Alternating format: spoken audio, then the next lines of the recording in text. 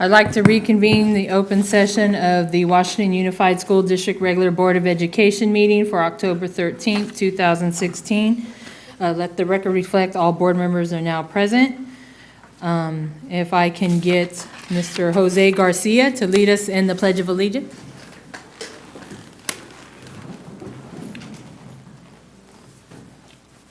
Ready? Begin. I pledge allegiance to the flag of the United States of America and to the republic for which it stands, one nation, under God, indivisible, with liberty and justice for all.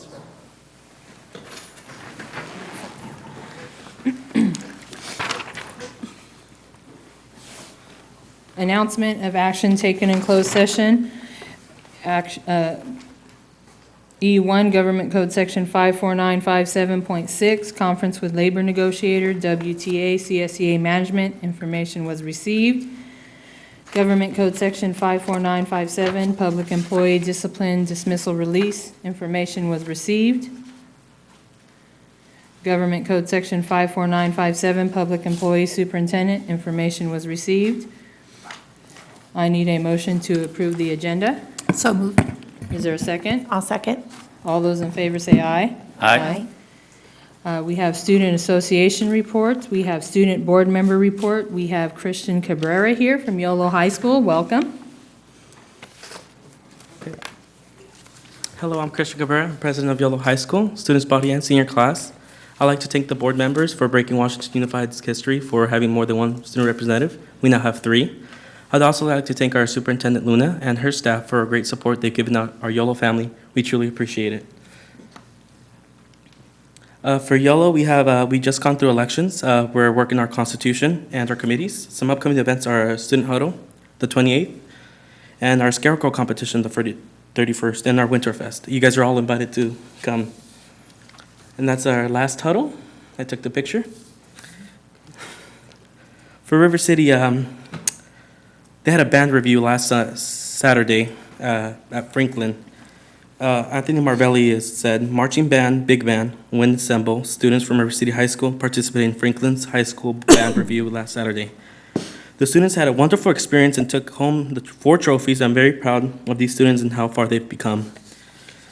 River City's dance show is November 16th and 17th at River City High School Gymnasium. Show starts at 6:30 p.m., doors open at 6. Tickets are $5 for students, 6 for adults. Kids under 4 are free. RC Sports Update. Cross Country has held a record-breaking season so far. Several athletes have made it into the small overview school records that began back in 1987. We have also seen both varsity teams place in each race, and we have completed this year. Girls tennis remains undefeated to the TCC conference 7-1, 1-7, and 3 overall after defeating Poinier 8-1 last week. Home matches versus Intercom Monday, Yuba City Wednesday, and Davis Thursday this week. Boys water polo are currently in 3rd place. Recently in the Dixon tournament, the boys went 3-0. The boys team is led with Jonathan Miles with 78 goals, and Andrew Coughlin with 17 assists, and both Jason Pusey and Joey Sibin in goal. Girls volleyball is currently 5-11 overall and 2-5 in the conference play. In the most recent game, the Lady Raiders defeated Rio Linda Knights. For River City girls water team is currently 2nd place in the Time Metro Conference. Last week, the Lady Raiders defeated Kennedy. For Sprite CTE, they're hosting their 2nd annual Harvest Festival, an open house. And there's a spaghetti dinner, farm to fork, chef demos, and all sorts of fun. This is going to be November 3rd, 2016 from 5 to 7:30. This is Southport. The 2nd graders at Southport Elementary are so excited to receive their B-Bots, which were purchased with the West Sacramento Education Foundation grant starting. This grant was generously doubled because they were impressed with the concept of 2nd graders coding robots. 2nd graders in Ms. Satchel's and Ms. Stillamore's classes were introduced to demonstrated program coding skills this week. They look forward to the future lessons. Please mark your calendars for October 28th at 1:50 in Southport Quad to hear 12 winning poems written by Southport students honoring our World Peace Rose Garden. The poems will be etched out and attached to the monuments that will be displayed for the next year in World Peace Rose Garden. We hope you can all join us in our annual celebration. Stonegate Elementary is hosting a Harvest Festival on October 14th from 4 to 7, sorry. Thank you. Thank you. That was good, Christian.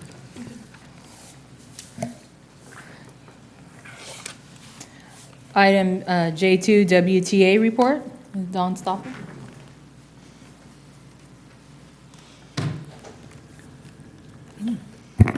Good evening. First, I want to say how thankful I am that our negotiations are finally finished. I want to especially thank Alicia Cruz for her work behind the scenes to get this thing finished. Speaking only for myself, but I believe my sentiment is shared by many others, I don't want to go through this again. And I'm encouraged by the district's proposal to have a non-adversarial bargaining process the next time around. And as this next bargaining season approaches, next year, thankfully, I hope to have both of our teams participate in the appropriate training so that we go into that prepared and on a mutually friendly basis. I'm happy that we can now concentrate on other things, other important things in our district. And I'm excited that we are now looking for teachers to serve on both of the Professional Development Committee and on the Evaluation Committee. And after they've had some time to do some work this year, I think you'll be hearing back from them. And I expect you'll be hearing some exciting plans about how to move our district forward. With that, thank you. Thank you. Don, it's nice to see you not wearing green. CSEA reports.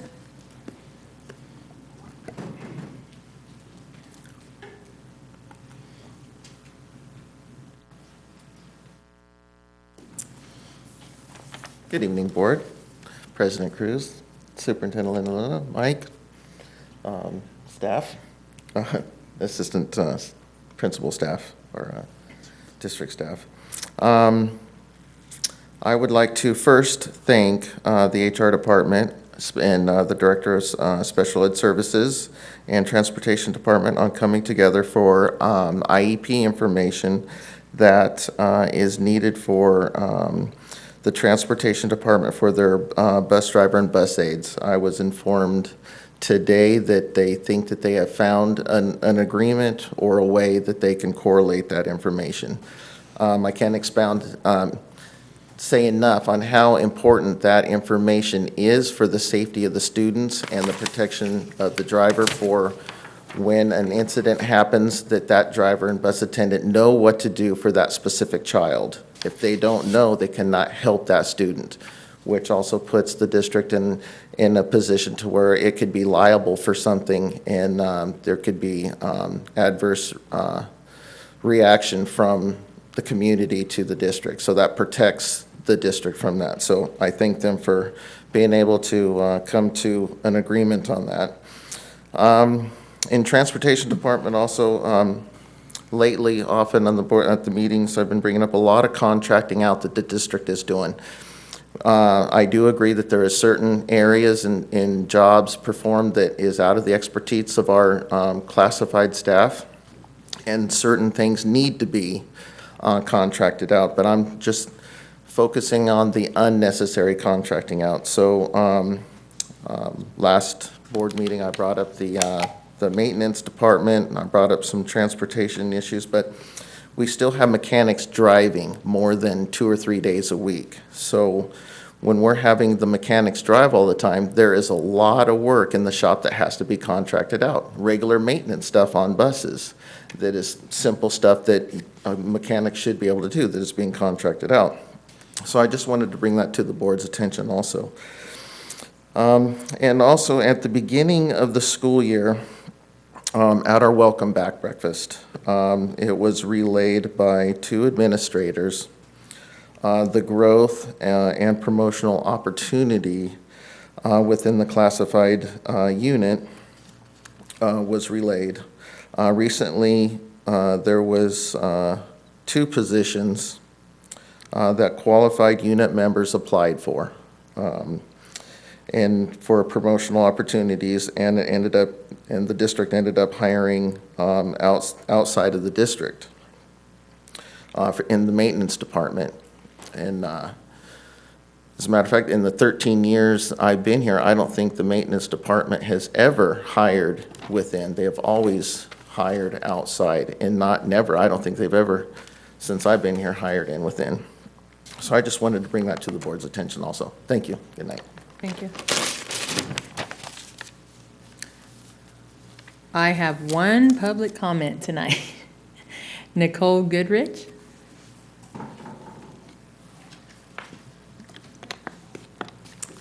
Good evening. My name is Nicole Goodrich. I'm a parent and I'm a nurse.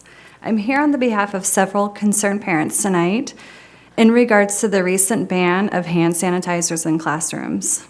This information has not been disseminated to parents by the school and our district and should have been, because this change in the policy affects the health and well-being of our children. In past years, my child would line up for lunch, clean her hands with hand sanitizer, and then walk to the cafeteria to eat her lunch.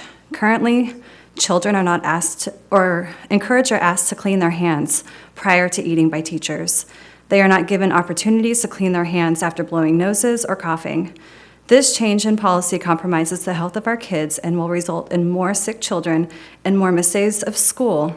Schools get paid when a child comes to school, so more missed days of school will also have a financial impact on our schools. Teachers and a vice principal have cited the Healthy Schools Act as a reason for this change. The Healthy Schools Act prohibits the use of bleach and other chemicals by untrained staff because they are considered pesticides. According to this document, it clearly states that hand sanitizers and hand wipes are exempt products.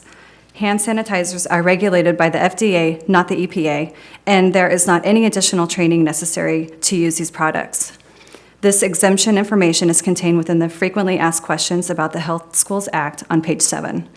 This document has been misread by our district, and I have the document here for you to look at. It's proven the best way to prevent the spread of germs that cause illness is hand washing or sanitizing. Last month, the FDA placed a ban on antiseptic washes that contain certain ingredients, and this does not apply to hand sanitizers.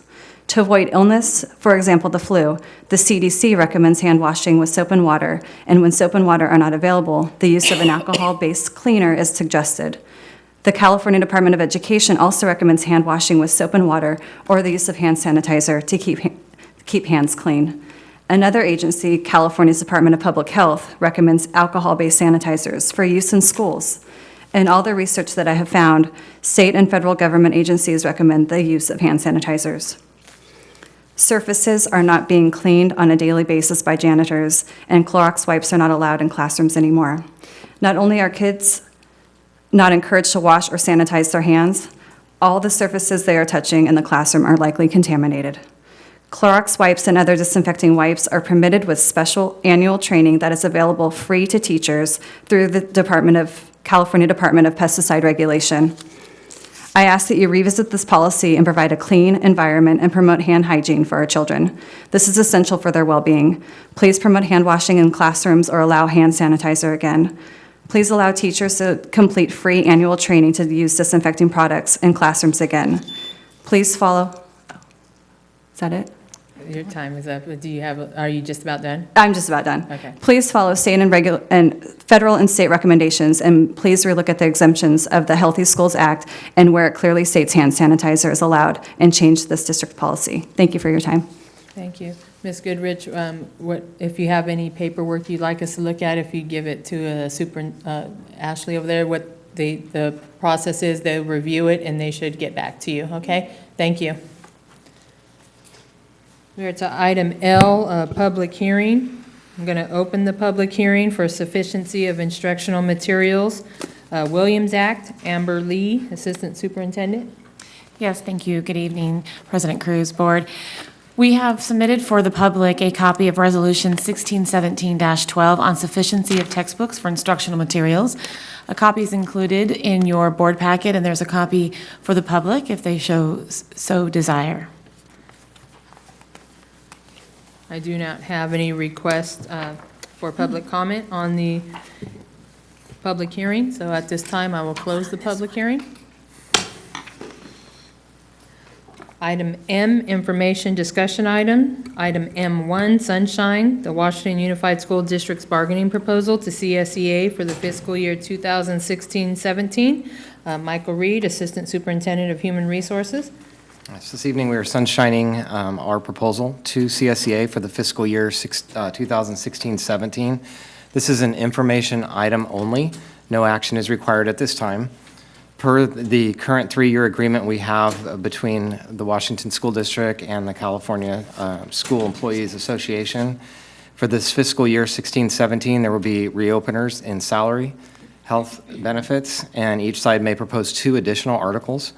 So our Washington School District is proposing to negotiate the following with CSEA, so evaluations and duty hours and work conditions, as well as the previously mentioned salary and benefits. This item will be brought back to the board for public hearing and also as an action item on the October 27th Board of Education meeting. Are there any comments or questions? None at this time. Thank you, Mr. Reed. Consent agenda items. I am at this time going to pull item N4, approval of certificate HR recommendation. And I'm only going to pull the 31 coaches that are listed. I'm going to pull that up to information discussion item. Is there any more modifications of the consent agenda? With that, can I get a motion to approve the consent agenda except for item N4 and the 31 coaches? So moved. I'll second. All those in favor say aye. Aye. I'd like to go back to item N4, the approval of 31 coaches. I'm going to take a little time to spend on this evening because this is something that's near and dear to my heart, and I'm tired of being a broken record and discussing it.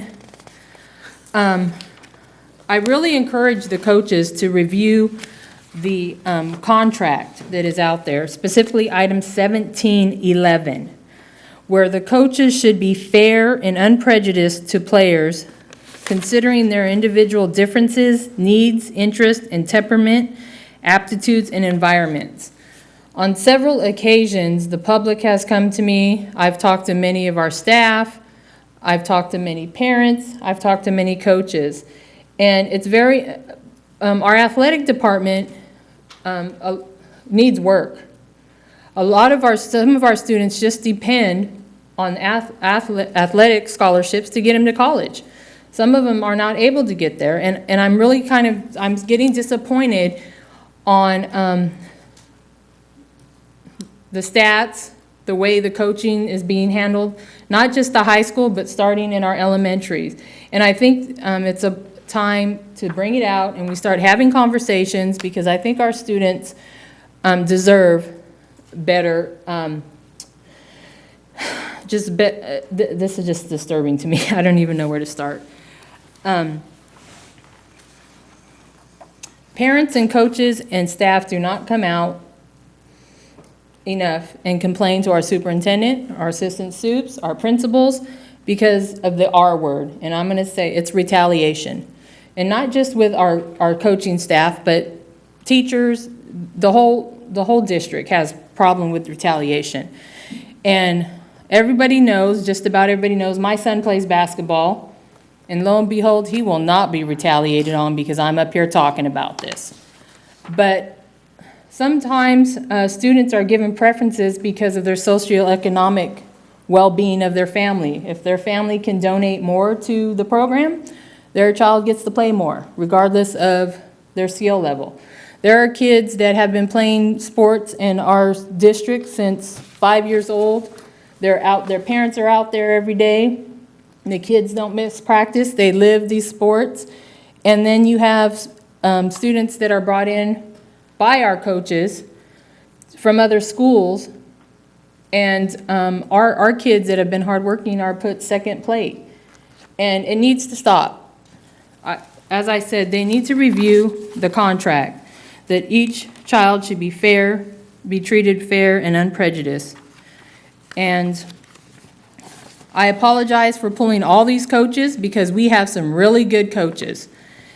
And our ed code ties our hand in giving first bite to all of our teachers as a coach.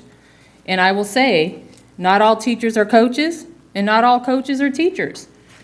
And I think our students are losing out. I will give you some experiences. For one, we have some fantastic athletes out there. They're missing opportunities because our coaches are not taking good stats. I had one of the sports last year, their stat taker was a student manager, and midway through the program, that student started playing on the team and stats were not taken. And if you're a parent like myself, that my son wants to play college ball, they rely on those stats. And if I'm taking stats, it doesn't matter because the college coaches want to see the stats of the coaches. And I understand max prep is not used in our district because our coaches are afraid that people are going to scout out our students and take them to other schools. And reality is, that's not fair to our students. We want our students to be the best they can be.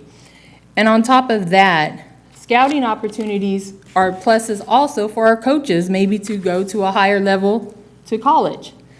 So I think our athletic department really needs some help.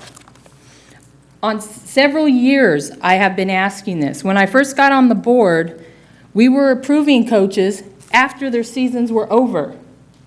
They would be out there coaching. I will give you one instant where many of you know I was on the boosters and I'd show up at the schools and the boys would help me unload my van. And I said, why aren't you at practice? Well, our coach didn't show up. The coach wasn't showing up 3 times a week at a 4 or 5 day school. And then you're going to bring it to the board and ask for approval for their stipend when those kids aren't even practicing. So there's been a lot of concerns over the years. Last year I asked that all the coaches are pre-approved, that we approve them before their season starts, and that slowly happened. The superintendent has asked that that's happened last year. She's asked that it happen this year. Tonight, on our agenda, we have 31 coaches. I can tell you, I can't tell you all of them because I don't know about all of our sports. I can tell you volleyball, 6th through 8th grade. I can tell you football, possibly cross country, water polo, basketball. All of these programs have already started, and we're just now approving the coaches. This is unacceptable to me, and I'm tired of asking whether it's HR, the principals, the athletic directors, or the coaches. You ask for the approval of the coaches before it happens. This is getting ridiculous. Our students are losing out. I understand coaches are volunteering prior. We know way ahead of time, and I don't know if it's the athletic director's job to be organized and consider these sports and who these coaches are going to be, but it needs to stop. Our kids deserve better. And my last comment, and I'll hear from the rest of the board, is I feel there is a conflict on one of the coaches. I said it last year, and they're on this approval again, and that is for the girls' basketball coach, Jamie King. He is our athletic director full-time, and he is on there for a stipend for girls' basketball. It created problems last year. He needs to be an athletic director. There's no possible way that you can be an athletic director and be a coach for girls' basketball. Because when you're coaching girls' basketball, what are the rest of the teams doing? They're losing out on our athletic director. So I bring this to you because most of you know I'm out there. I was out there the other night at the Riverbank watching volleyball. Fantastic games, fantastic kids. And I'm telling you, our kids need better. Our coaches need more training. We need to be hiring them the way the procedure allows, opening it up to everybody. I know teachers have first bite at the apple. I get that. But it's time that we concentrate on our sports and get these athletes to college. So I'm sorry, I'm just passionate about it, and I needed to pull them. And like I said, there's some coaches out there that probably this does not apply to, but in all fairness, I wanted to pull all of them and just talk about the coaches in general. So is there any comments or questions? Well, I do. As you said, you're out there, you know, you've witnessed this firsthand. But I know we have a process, and I think that that's something that we need to recognize. And with all due respect, what you're saying is also very subjective, you know? So I want to rely on a process that is a little more objective. I think that's something that we need to do in order to really evaluate this. And as you said, you know, it's not all the coaches that you're referencing. So I think, you know, if we have a clean process, which I know we have in place, I think that's something that we need to adhere to. But I'm also telling you that the process is not being adhered to, and that's one of my biggest complaints. And this is something that we need to address. We definitely need to address. I have a couple of questions, I guess. When you mentioned the athletic director, is the athletic director through K through, or I guess 6 through 12, or is it the athletic director just for the high school? It's Because my there's understanding- 6 through 8 that are coaches, like flag football or volleyball and so forth. Is the athletic director responsible for doing that, or who handles the 6 through 8? So the athletic director I'm referring to is at the high school, Okay. and maybe superintendent can answer. The athletic director position is an actual position for the River City High School Only? only. Okay. We do have a person that is coordinating the 6th through 8th grade middle school intramural sports. Okay. And then I guess my other question is the athletic director a teacher and athletic director, or is it just a full-time management position? It is a full-time position under the WTA teaching schedule. Then why is it a director? I will try to find out that history. I think there needs to be some digging on the history. It is not a management position. Oh, okay. I have another Okay. question. Athletic director is a standard position. Is it for just every terminology that I'm comprehensive- getting? Yeah. Okay. Yeah, Yep. it's a standard position for every comprehensive high school in order to run all the comprehensive sports. Okay. And it falls under CIF ruling, and there's other issues with that too. So what we will do as a staff is we want to investigate more, and we want to also abreast the board on the information that we do find. Okay. Okay, I do have one more It's just- question. Oh, I'm Oh, sorry. I'm sorry. I was just going to say, the term athletic director seems confusing in its terminology simply because the director implies that it's management when it is actually a teacher position. It's an actual teaching credentialed position, correct? It is a credentialed position in our district, Okay, yes. okay. An athletic director is not management. Okay. Yeah. And then, sorry, one last thing. Before we move on, I'm going to need to make a motion to rescind the consent agenda after this, okay? The motion that passed the consent agenda, I just wanted to make one quick comment about N15. Oh, I see. Okay. I have one more question. You also mentioned, you know, it's just now coming to us. When should this have come to us? The coaches, when should this have come to us? The coaches, it's been very clear that the direction has been no coaches should be coaching for the season until the board has approved. They're in Right. employment, it's an employment. And it's an employment because an employee receives a stipend, and if it's not an employee, then it's a person who has already passed fingerprinting to take that position. So just like we hire any other employee in the district, we want to ensure that the board has reviewed the recommendations for employment prior to the employees starting. Thank you. Any more questions or comments? Board Member Villegas? No? No, go ahead. Well, what I would say with this is, one, athletic director, I think, is a very common thing Right. that every district uses.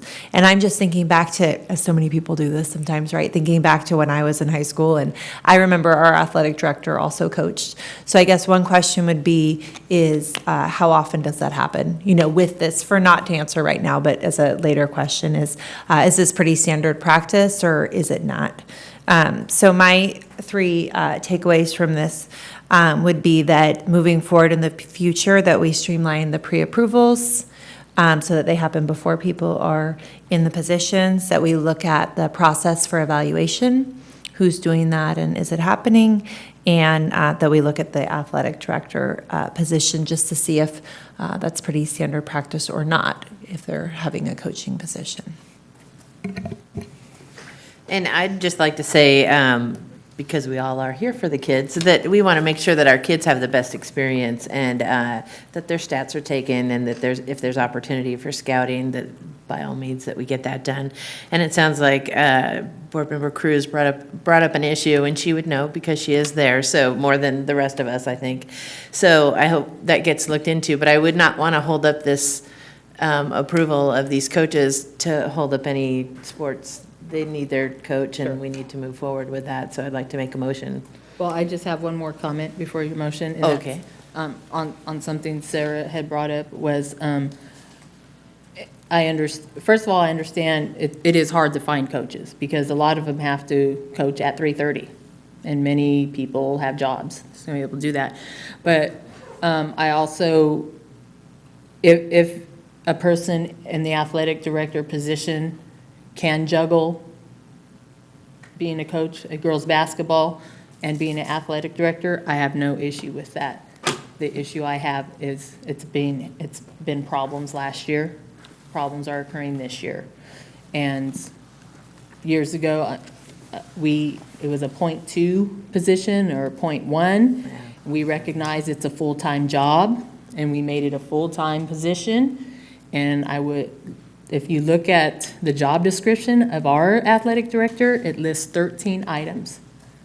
And I can tell you, it's my personal opinion and experience, that those 13 items are not being done, not being held to that contract.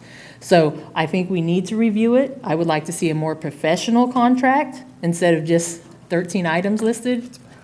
And I want to make sure that our kids get the best experience and somebody is not losing out because they're pulled two different directions. We've had other coaches recently pulled from football and others because they were coaching 2 or 3 different items. So it has to be fair, has to be equitable. So like I said, I just wanted to share that with the board, the information, since I've been out there. And again, everybody calls me. So I would, when you make your motion, I would like to, if we can make a motion to all the coaches but Jamie King, because I have an individual request on that. So if you want to make a motion on 30 coaches, and then, because I am. Can do that. I mean, I would hope that we're not doing personnel issues up here at the dais. I think that feels really weird to me, and I would hate to single anybody out, and I think some of that's already happened. And so I think if we have an issue that we need to handle it. Okay, and I trust fair. our superintendent will do that, and I think we need to move forward with that. And I understand your concerns, but it feels weird to me to do that. So I'd like to move forward with the whole list. So I make that motion. I second. All those in favor? Aye. Aye. I vote no. Now, can I make my motion? We are now going back because Okay. I understand Board Member Pizzati I want to wants. make a motion to rescind our vote on our consent agenda so I can pull N15. I just wanted to ask one quick question about REM construction, about their contract. It has nothing to do with the actual contract. I found something on CSLB, and I just wanted to make sure that it's been updated, that's all. So I make a motion to rescind the vote on. Can we on do the that? Yes. You can make a motion to rescind. Do you need a to vote. do that before Once you it's ask your passed. question? I believe in board governance, once the board has taken action, the action is done. If there are some concerns Okay, following the then- action, please, we will definitely follow up with that. Then let me just ask Scott if you could take a look at Or make it during. REM constructions, whether or not they've updated their workers' compensation insurance. Because what it says here is it expired 10/1/26. That's it. 26? Or 16, I'm sorry, 16. 10/1/16. That's all I wanted to know, is whether or not they've updated the information. Because in the CSLB, it said no. And their license can be suspended as of 11/2. So that's Thank you that. for that. We will definitely That's all I follow wanted up to with know. that. Thank Okay, you. so our motion to approve the consent agenda with the modifications stands? Yeah. All right, so we are on to our action items. Approval of amendment number 1 to the agreement to partner in the use of facilities between the City of West Sacramento and Washington Unified School District, Business Services. Can I make a comment?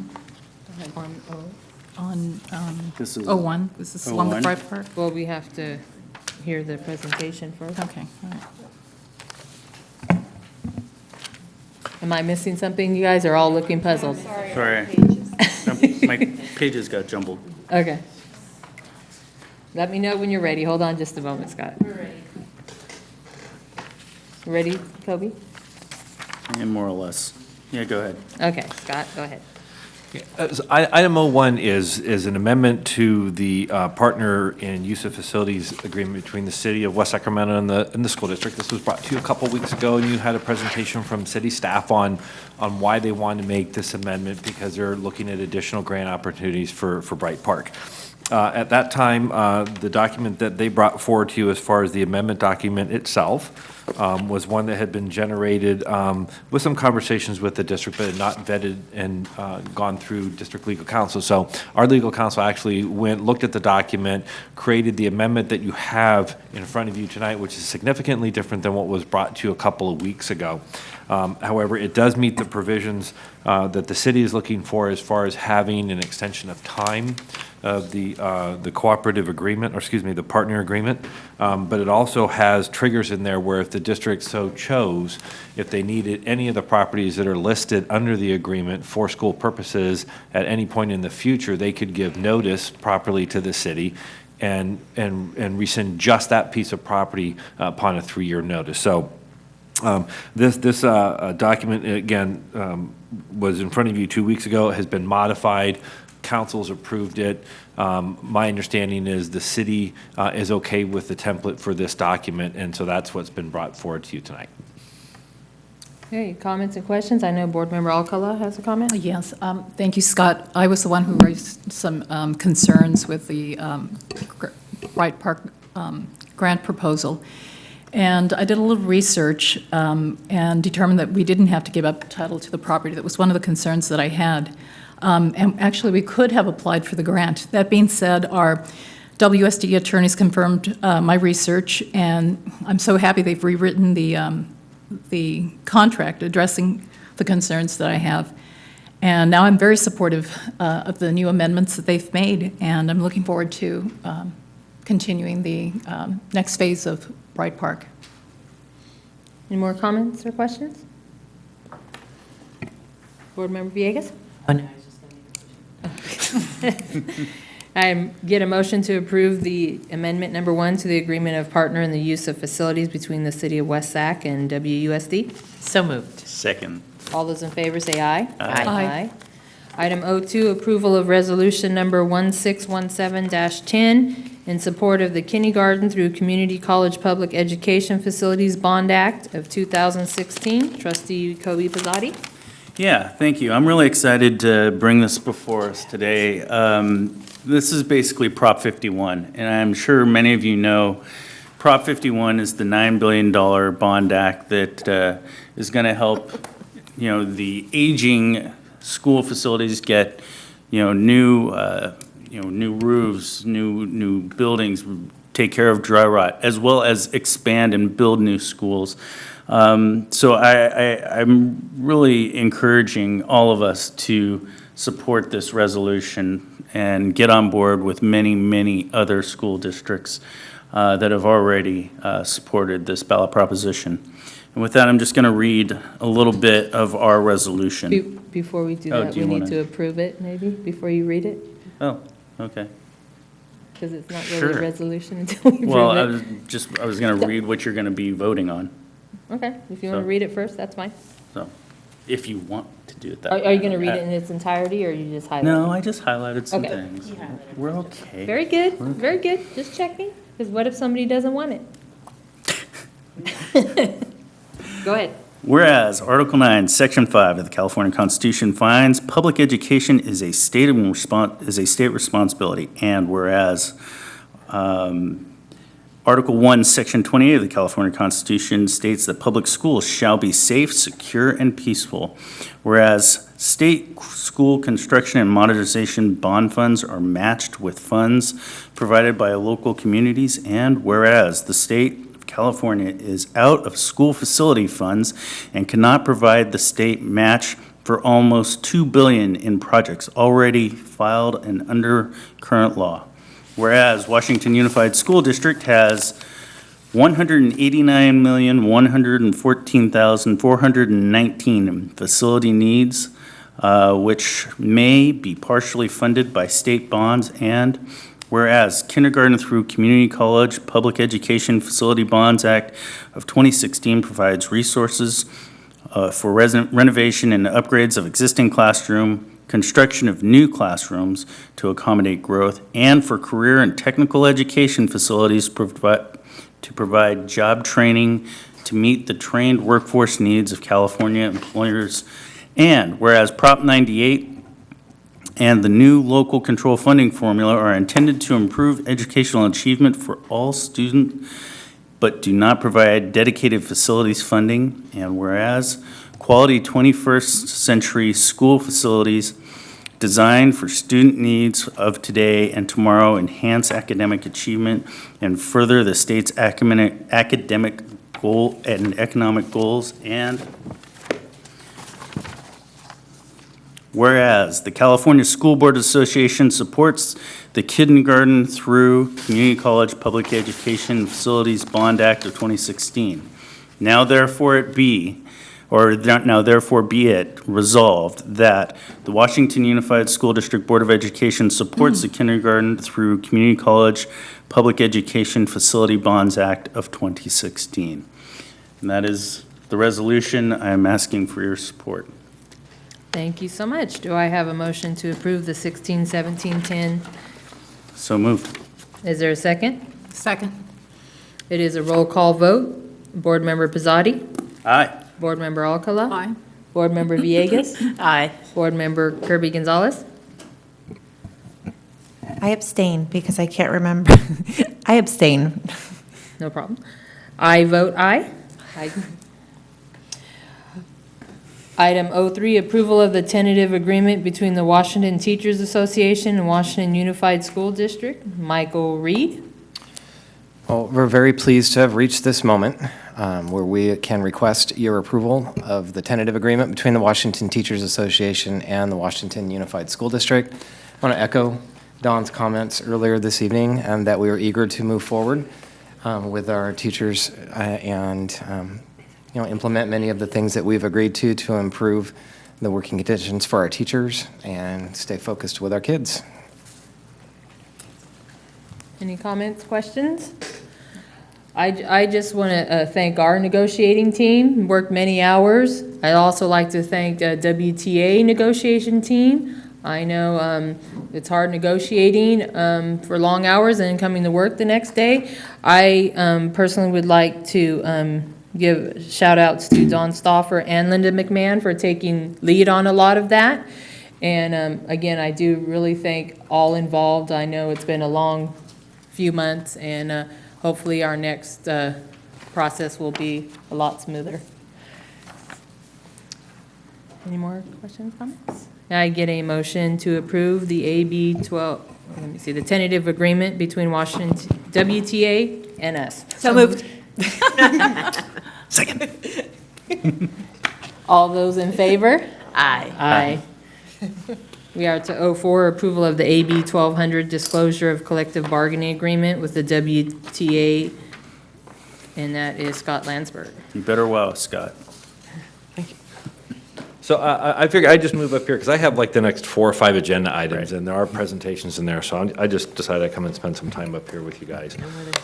So item 04 is your AB 1200 for the certificated salary agreement that you just approved. This is a standard document that is required anytime you make a settlement agreement with one of your collective bargaining units. It has specific disclosures that are required by Assembly Bill 1200. And you see that it's broken down. It's a little bit different than what you've seen before because usually you just see 1 year because we've been doing 1 year agreements. This is an agreement that's 3 years, so it's broken down to 3 very specific columns. And it gives you the dollar value of each one of the years plus the average amount per staff. I think it's important to look and see that it's on page 5 of the agreement, the impact it has on your budget. You'll see in the unactuals report tonight how it rolls into 16-17. And you'll see that in your first interim as well as far as the impact of the agreement on your long-term financial plan. This particular agreement that you're going to approve tonight as far as the AB 1200 disclosure has a value of $3.621 million. That is comprehensive. That is all 3 years. Okay, so when you see that number, it's not for just 15-16, it's for 15-16, 16-17, and 17-18. Any comments, questions? No? No, I need to wait for Kobe to make the motion so everybody can vote. Okay. Here he comes. Did you have any questions or comments on item 04? No. I need a motion to approve the AB 1200 disclosure with the collecting bargaining unit, WTA. So moved. Is there a second? Second. All those in favor say aye. Aye. Item 05, approval of AB 1200 disclosure of collecting bargaining agreement with CSEA. So this is a trigger that you had in your agreement in 15-16 with the CSEA collective bargaining unit. They had a salary agreement that said there would be proportional share if anything else happened that was effective for 15-16. So the proportional share for CSEA has a value of $378,000, and it is for the 2.2 and the 1% off schedule that you awarded for 15-16. Any comments, questions, concerns? Can I get a motion to approve AB 1200 disclosure of collective bargaining agreement with CSEA? So moved. Is there a second? I'll second. All those in favor say aye. Aye. Item 06, approval of the adoption of Resolution 1617-11 for the 2015-16 and 2016-17 GAN limits. So this is your annual appropriation limit resolution that you have to pass every time you do your unaudited actuals, stating that you did not exceed the appropriations that are defined by the GAN limit, which is a law that was passed years back. I think it was part of Proposition 13. Resolution 1617 sets your GAN limit for 16-7 at $48,600,000, and the appropriations for 15-16 do not exceed. A copy of the actual GAN calculation is supporting documentation to the resolution, and it's also included in your unaudited actuals report. Any comments, questions, concerns? I'm looking for it. Hang on a second. Okay. I need a motion to approve the adoption of Resolution 1617-11. Nobody? Wait a minute. So, Is there a second? second. Did you first and second? Well, I was stopped by, wait a minute. Wait a minute, just I hang on a was second. starting to first. Okay. Okay, Second. yeah, we're good, we're good. Okay. Sorry. Okay, I'll make a motion. I'll second it. This is a resolution. It's roll call vote. Board Member Pizzati? Aye. Board Member Alcala? Aye. Board Member Villegas? Aye. Board Member Kirby Gonzalez? Aye. I too vote aye. Item O7, approval of the unaudited actual financials report for fiscal year 2015-16.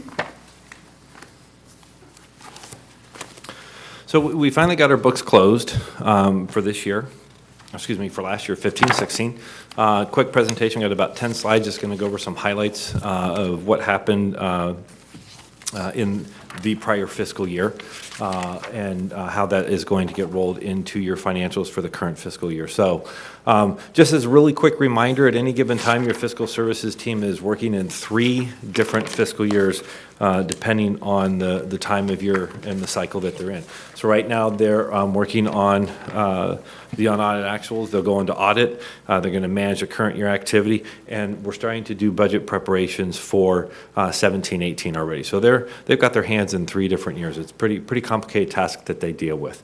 For the unaudited actuals for 15-16, again, this is a report that's a summary of everything that happened as far as revenues and expenditures in all funds of the district. It's not just the general fund. It looks at all funds of the district.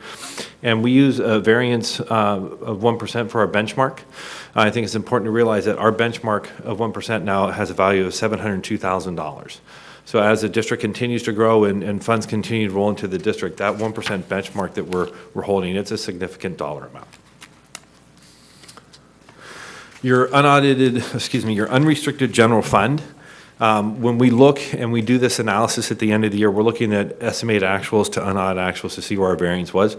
You'll see that your revenue actually decreased just a little bit. Your expenditures decreased quite a bit, which created an increase in your excess for the fund. Other net went down, so your net change in fund balance on the unrestricted general fund is $2.7 million. Those variances are actually in the report. They start on page 2. And your other net is primarily a swing in contributions, and you'll see that as well. Contributions being what's going from unrestricted to restricted for things like special education, routine repair and maintenance, and other restricted programs that you run.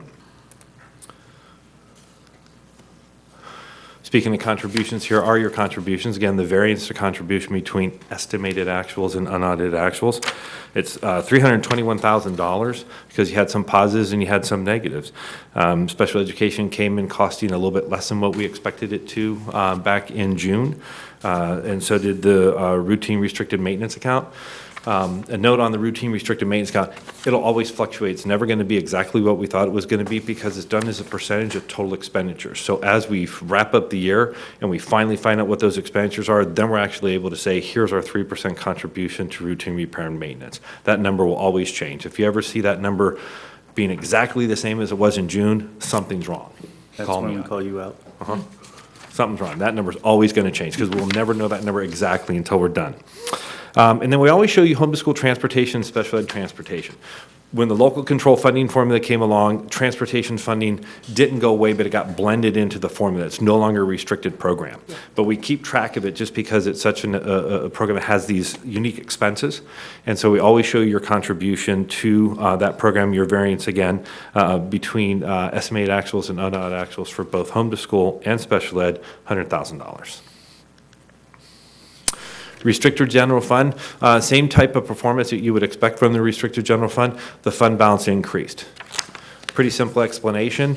Restricted monies, you never spend all of it. Even though you want to, we never spend all of them because you have carryover, you have fund balance, you have deferred revenue because you'll get money for an extended period of time. You get a grant, say, for 3 years. The way it runs through the financials, you end up never spending all the money. So the fact that this came up is pretty typical. For the way that our restricted programs are funded. Here's your ending fund balance. You have something unique in your ending fund balance this year. The combined ending fund balance went up by 6.5, the unrestricted ending fund balance went up by $6.5 million. We'll talk about that increase. It's, as you saw, it's a couple $1 million more than what we thought it was going to be in June. Some very specific reasons why. But I want to point out the 2 red lines to you that are on here. We typically don't do this, but you'll see this for the next couple of years. We actually, so that we get ahead of the curve and get in line with the publishers, ordered the textbook adoption for 16-17 last year. The POs and everything went out May, June, so that over the summer, because adoption is huge. All the stuff is coming in, we're not last in line. So we got our books and everything in the end of June, beginning of July. However, it's a period expense that I don't want to associate with 15-16. It's a 16-17 textbook. So it didn't show as an expense in 15-16. We put it as a prepaid. And if you recall, we talked a few months back about the one-time money that we got for mandates being used for textbook adoptions. So we took the $3.8 million, netted out the $1.153 that we spent on math books, and put it into your assignment for textbook adoption, which you had as Common Core. And so there's that 2.699, that equals the amount of money that you had coming in for mandate cost reimbursement in 15-16. Okay? So the ELA and the science, we're also going to prepay for? Correct, one at a time. I believe we're doing ELA first. And science Then science next second. year. We're going to look at how, textbooks are going to be used, obviously, because that dynamic is changing, but we will prepay them as well. So you're going to see a prepay in your finals for 16-17. You'll see a prepay in 17-18. And then we flip the expenses into the year that the textbook is actually being used. And teachers, for a teacher standpoint, you have to have those before summer because then that's your time to do PD and to go through what you're going to do. And so you can't get them like the first day of school anyway. So I appreciate that. Yep. Timing. That's right. That's unique. If you look at your unaudited actuals for the last multiple years, you will not see a prepaid in the unrestricted general fund. You'll see one in the restricted general fund, but the unrestricted general fund has not had a prepaid. So it was unique to the financials for this year. So I want to make sure you saw that. So very quickly, as we said, you had an increase in fund balance for the unrestricted general fund of $2.7 million. So the question that I ask when I look at a variance that is that significant is I say, why? Why did it happen? So here is the estimated actuals are on your right, which showed a $3.8 million expected increase. And we talked about that before, the one-time monies that were flowing through, that's what was going to generate this surplus. It jumped to $6.5 million. Well, the explanation for us is actually, it's pretty simple. You come through and you look at the program and you say, okay, I had a change to fund balance of $2.78 million. You had 3 significant events that we did not account for in 15-16. They're actually 15-16 expenses. And that is you had a school bus purchase that you deferred because you approved a school bus purchase. It just actually got the final approval tonight, but we brought the documents toward you to say we need to buy buses, and this is the dollar amount that the buses are going to cost us. That didn't get approved till tonight. We've been working on that since 15-16. We knew we wanted to buy buses. That's $1,055,000. And then the agreement that you have with WTA, although we had to go through the process to get to where we are today, everybody wanted that to happen in 15-16. It just didn't happen, but it's a 15-16 expense and money is sitting in 15-16 to cover those costs. So if you take the AB 1200 disclosure and you take that 15-16 column for certificated and classified, you'll find $1,036,000 and $378,000. You add all those together. If those had hit in the 15-16 period, you still would have had an increase in your ending fund balance, but only of $250,000. And on a scale of magnitude of $70 million, that's pretty insignificant. It's about 1/3%. That's why it changed. Okay, so if anybody says, well, how come the district you have all this extra money? You've spent that money. That's 15-16 money that's actually going to be awarded in 16-17. Questions on that? Okay. So you still have a fund balance reserve. You do have to keep a healthy reserve. We've talked about the reasons why. And as of June 30th of 2016, your fund balance reserve, if you went back 2 slides, you see you have designations on the bottom, and what you have is the exact designations that you have there. One-to-one devices that are at $2.5 million. Your textbook adoption of 2.69. Jumping back up to this slide again. Capital investment of $4.8 million and deferred maintenance of $2 million. Remember, reserves help us to maintain our fiscal solvency. They do act as a cash buffer. If you read the brief narrative that is attached to this agenda item, you'll notice that our cash, last year we were at 94% cash liquidity of fund balance. This year, it's at 76%. And that was a very quick swing because of the way that the federal government was reimbursing some of the food service programs and the state was reimbursing the child development program. And there were a couple other minor receivables, but that was the bulk of it. It made a 20% swing on your cash liquidity. If you have a very low fund equity and you have an issue like that come up, you'll be in the market borrowing money just to cover payroll. So the fact that you have a fund balance, always a good thing to have because that cash liquidity is very important. So the one-to-one devices are effectively the Chromebooks, right? Or It's the not just tablets? Chromebooks. I think they went through and they looked at the different grade levels and they had a different device depending on the grade level. So it wasn't just a Okay, Chromebook, right. but yeah, the one-to-one devices, But that's that's what the they are, concept. right. That's the concept. So the 2.5 million is going to be continually rotating because you have to refresh those every so often. Is that correct? Because the effectively a Chromebook or something will be obsolete relatively quickly. Correct. We have a couple things. The one-to-one device designation here is to try and get the district to a one-to-one device designation. We actually have money in the budget annually for refresh.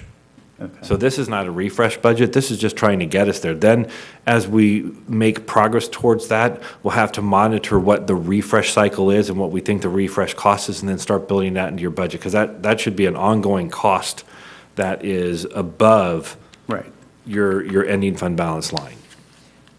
I should just to add on to you, because I've been to some of the technology meetings, and they have a really good, solid, long-term plan, so it's not, the discussion isn't just what can we get, for our kids tomorrow.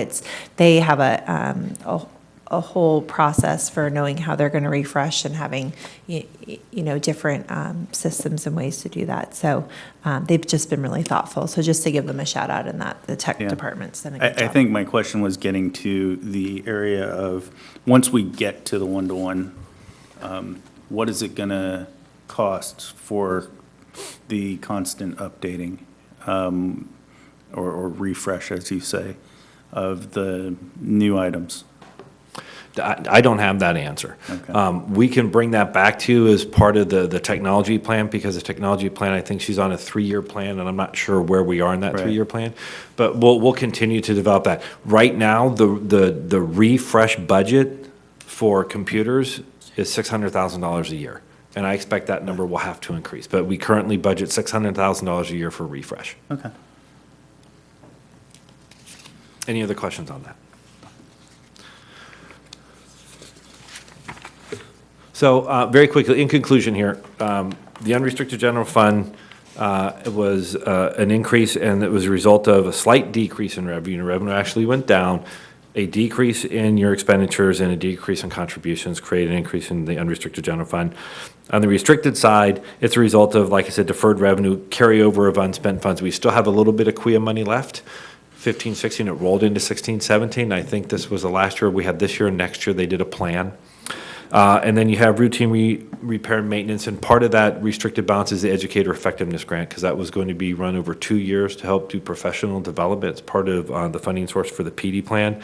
And then we have money left over in instructional materials, the lottery portion of instructional materials. And so that's what's on the restricted side. We'll bring everything that you see tonight back to you in December with your first interim report, and we'll show you how that integrates into your current budget, because you're already in month 4 of your current budget. So the next steps for us would be to approve the unaudited actuals report that you have in front of you tonight. It'll go to the auditor, it goes to the state, and this is the only report that you do, that actually the data file that has all the financial reporting in the state software. This is the only data file that goes to the state once a year. Your budget doesn't go, your interim reports don't go, just this unaudited actuals file. Goes to state, they'll make their comments on it, auditor will come in, finalize your audit. You'll see your audit in December. You'll see your first interim report in December, and you'll see the beginning of budget planning for 17-18. That's all I have. Can I just ask a quick question? To make sure I understand the last slide, it said a decrease in, there was a carryover, and one was for QIA. Does that mean that not all the money was spent for QIA? I know That's that correct. it's ended, but, That's correct. okay. It was intentional, Okay. because QIA would never fund itself. And that's the problem with a lot of these plans. It's like, well, here's this great plan, we're gonna give you some money, it's supposed to go for a 5 or 6 year period of time, and there's not enough money to actually do what you want to do with QIA. So since the QIA money was for us set out to outlive the grant itself, as it came to an end, if it wasn't spent in a certain period of time, you could get a waiver from the state and you can extend it. And so they extended it to the maximum of the waiver. It's only at Elkhorn, and I believe it's doing professional development. Okay. Professional development and providing for a program specialist for the dual immersion program. Okay, good. I'm just making sure. So it's not that they didn't spend the money, there was just. No, they were Because really I- intentional when the planning of the dual immersion and planning of knowing the professional development that we required with the adoptions and the transition to the dual immersion as it rolls up. Okay, good, thank you. Because I knew they were worried about that money running out, and so, thank you. Okay. Board Member Alcala? Just to follow up on the devices, at what age do we introduce these one-on-one devices? What grade level? As early as TK and kindergarten. Okay, thank you. And we are starting a plan to look at professional development and introduce them into our Alice Norman preschool program. Wow, Thank you. that's great. More questions, comments? Thank you. Can I get a motion to approve the unaudited actual financial report for fiscal year 2015-16? So moved. Second. All those in favor say aye. Aye. Item 08, thank you, Scott. 08, adoption of Resolution 161712, Sufficiency of Instruction Materials, Williams Act. Amber Lee, Assistant Superintendent of Education Services. Yes, we are very pleased to report that every student, including our English learners, have the sufficient instructional materials and textbooks aligned to content standards. Additionally, I just want to acknowledge and praise not only the staff of Ed Services, but also we had, according to the Williams case, 4 schools that were randomly selected for a Williams audit: Elkhorn, Riverbank, Westfield, and Stonegate. So in the 3rd week of school, the site leadership and the entire staff were really subjected to a very kind of invasive audit right when we're trying to get school started. So I just want to thank all the site leadership and staff, and our staff, especially Sarah Drury, for their work in ensuring that every student has what they need to be successful. Thank you. Any questions, comments? Motion to approve the resolution 1617? So moved. Is there a second? Second. It's a resolution, roll call vote. Board Member Pizzati? Aye. Board Member Alcala? Aye. Board Member Villegas? Aye. Board Member Kirby Gonzalez? Aye. And I too vote aye. Item 09, approval of Resolution 1617-13, recognizing October as Farm to School Month. I'm going to read this resolution and we'll make a motion if we so agree with it. Superintendent Luna, did you want to comment before I read it? Okay. Washington Unified School District Resolution 1617-13, in recognition of October as Farm to School Month. Whereas fresh, safe, locally grown foods can be healthy and an economical source of nutrition for growing children. Whereas a literature review of 23 farm-to-school programs nationwide found that participating students gain knowledge of healthy eating and local foods, choose healthier options in the cafeteria, and increase consumption of fruits and vegetables, both at school and at home. The schools in these farm-to-school programs witnessed an increase in student and adult meal participation, thereby increasing revenue. Whereas knowledge of nutrition, including the importance of eating fruits and vegetables, as well as how food is grown, who grows it, and how to prepare it, are important components of health education. Whereas purchasing from local farmers and ranchers creates positive community relationships and can create local economic growth. Whereas in November 2010, Congress approved House Resolution 1655, officially designating October as National Farm to School Month, recognizing the strong role farm to school plays in promoting good health and strong economies. Now therefore it resolved that the Washington Unified School District Board of Education supports the goal of National Farm to School Month, annually held during the month of October, adopted by the Governing Board of the Washington Unified School District on Thursday, October 13, 2016. Is there any comments or questions before we adopt this resolution? I would just like to say, I think this is great, and I think, it's very important for our kids to learn how to grow food and the value of the systems of, raising and producing crops and then bringing them into the fort, or to the, cooking them and actually bringing them into the Bright Culinary Institute where we can actually cook them up and prepare them and get kids involved and understanding, since we are one of we are the region's leader in this, that this is something that is very important to us. And I just wanted to say thank you to all of the staff who's working so hard on this. I know how much work it takes to have gardens at schools, and a lot of our educators are working very, very hard behind the scenes to make this happen for kids, and it's not easy. I'm actually writing a grant for Bridgeway. Hopefully they get some benches in their garden. Well, fingers crossed.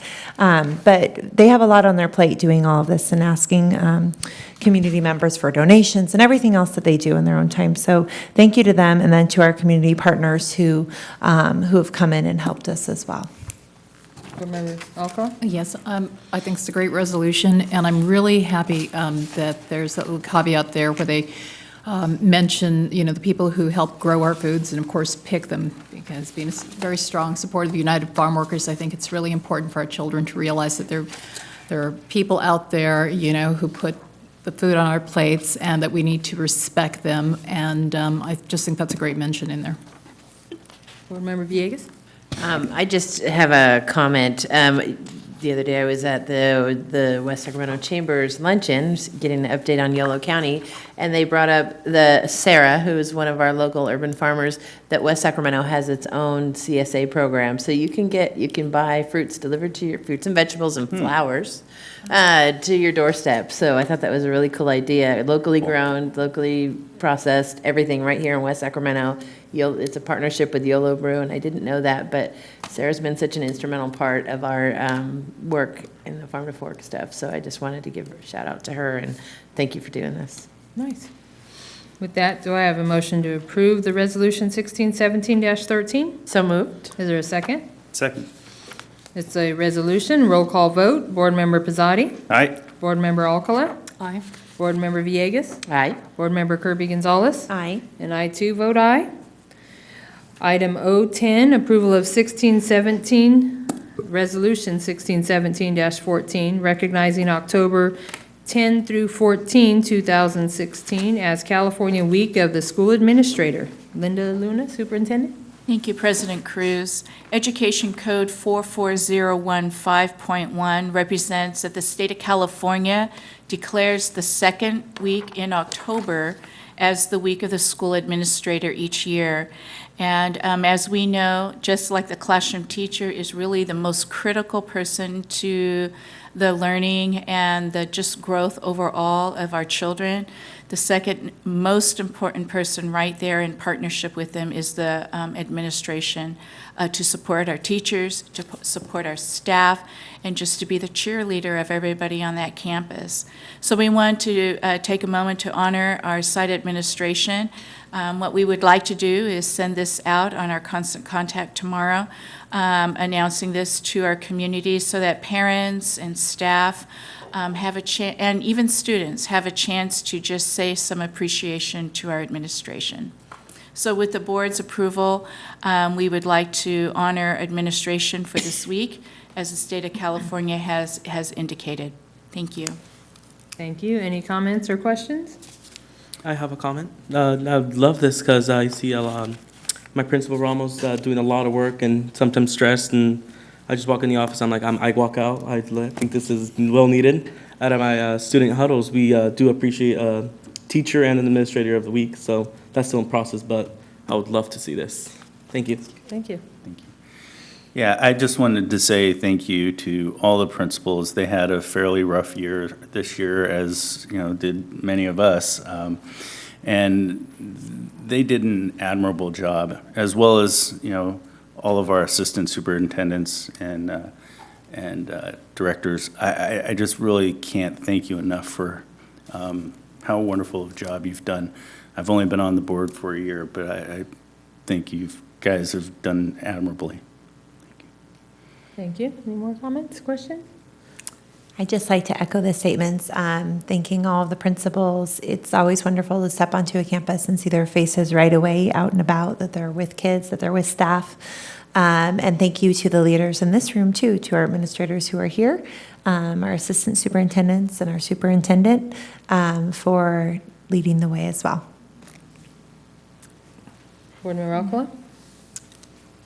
We really appreciate all of our principals. I know when I've talked with them, they talk with such pride about their students and the camaraderie they have with their teachers, and it's more like family, and I think that's one of the things that really distinguishes the personnel that we have at WUSD. So thank you again. Yes, and I'd like to echo just what everybody in the room said. We have some new principals with us this year, so they're on a learning curve, and they went in with guns a-blazing and took the bull by the horns and all those good acronyms. And the one thing that really stands out to me was the beginning of the year, that one of those principals went on the school bus the first day of school, rode that bus, and welcomed all the kids back. I mean, it's just the small things that everybody remembers. So yes, definitely thank you.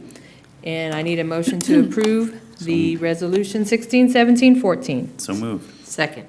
It's a resolution, so roll call vote. Board Member Pizzati? Aye. Board Member Alcala? Aye. Board Member Villegas? Aye. Board Member Kirby Gonzalez? Aye. And I too vote aye. We are to board and superintendent comments. Board Member Pizzati, anything? Yeah, I just wanted to say, I've been on the board for just about a year now, and not quite a year. And I think it's been a very learning year for me. I've tried to understand all the things that have been thrown at us. And, I just want to thank everybody for their generosity in taking the time to kind of walk me through the steps of being on a board, especially the superintendents, or the superintendent and the assistant superintendent. Getting to know all the principals was very helpful for me, and listening to what they had to say at their sites and what their needs were, what things they'd like to see happening. It definitely helped me appreciate what everybody goes through on a daily basis at our schools. Also, getting to work with, some CSEA leaders and the WTA leaders as well, and listening to what their concerns and complaints were. So I just want to say thank you to all of you for helping me understand what happens in the district. I think that was really nice of you to be so open with me on that. Also, just this last week, Board Member Kirby Gonzalez and I went to the Bridgeway Island Fall Festival, and then tomorrow is the Stonegate Fall Festival, I believe, that I'll be attending. And the Bridgeway Island Fall Festival was very nice. There was thousands of people there. It was so packed. We got to meet the police dog, Bolo. That was very cool. All the kids had a great time there. So it was a very well-attended event. Thank you. Thank you. Board Member Alcala? Yes, I have actually 3 items. Everyone knows my passion for civic engagement, and I've been registering high school students this year. I've registered over 1,800 as of count. And I went out to River City and also to YOLO, as well as to our adult programs. And it was really wonderful because we had a lot of very enthusiastic 16 and 17-year-olds that were pre-registering. This year, on January 1st of 2016, new law allows us to actually pre-register 16 and 17-year-olds. So it was really fantastic, hearing the questions that they had. And I took great pride knowing that our kids are really very knowledgeable about the election process. They knew questions that, you aren't always sure that they've covered in their curriculum. There were questions that I would ask like, when did women get the vote? And they all knew 1920, and they would shout out 19th Amendment and stuff. So I know our teachers are doing a fantastic job of educating our students. And I've also been out, though, to Williams, and I've registered quite a few out there as well as Elk Grove, Stockton, and other parts of Sacramento. And I'm going to continue this. Actually, next week I'll be out at Intercom High School. So we're really excited because I met with Tom Torlickson last Monday, and he's been a very strong advocate, along with Secretary of State Padilla, to getting our young people engaged and making a difference in the election process. Secondly, yesterday I was at a statewide press conference for Prop 55, and Assemblyman McCarty was out there as well. And I was explaining that if Prop 55 doesn't pass, Washington Unified School District would lose about $10 million, and Yolo County would lose about $40 million. And that would really be devastating, to our students. And it's important to note, I told everyone that, it does not raise anyone's taxes. It just keeps the taxes at the current level, especially for those couples making $500,000 and over. I was also interviewed by Univision, and I know I'm going to have to really, start studying my Spanish and watching new novelas, because I was trying to explain, what Prop 55 was, and it came off okay. But I think that's definitely one of the great things that we have our dual immersion programs. We'll have our students being able to communicate in this great global economy, and not searching for words and doing the Spanglish that I sometimes do. Will you send you through it again? Yeah, it was tough. And finally, today I had the pleasure of having breakfast with the president of Sac State, Robert Nelson. Turns out he's from my neck of the woods out in Texas, in South Texas. And we had some great conversations. And one of the things he expressed an interest in doing was increasing the minority student as well as staff enrollment population with, more people that of color, that reflect the demographics over at Sac State. And he spoke about how important it was to prepare our students for college-level work. And I was really pleased because we have the assistant superintendent, Jesse Ortiz, couldn't be there. But I have to tell you, I was really very, very proud of the advances that Yolo County and, of course, our district has done. And it's unfortunate that I heard from other school board members in other districts that they're facing, some very difficult challenges, which, will definitely impact, the ability for some of these students to attend college and to be successful. So I shared some of the things that we do here in West Sacramento, and we are going to continue having these meetings actually with President Nelson every month. We'll be sharing more information. That's it. Thank you. Board Member Villegas? I just have a few things. The Yolo County Children's Alliance is going to have a harvest festival at the West Sacramento Family Resource Center on October 26th from 4 to 6 p.m.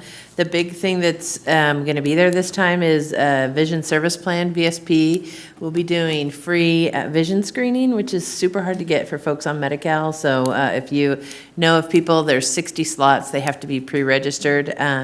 And I believe they're going to get vision screening and possibly glasses, possibly the same day. Hopefully, I don't know how that exactly works, or they're mailed to them or something. But it's a huge deal. In the 11 years that I've worked in this community, we've never had VSP come out. So it's a big deal for our folks in our community.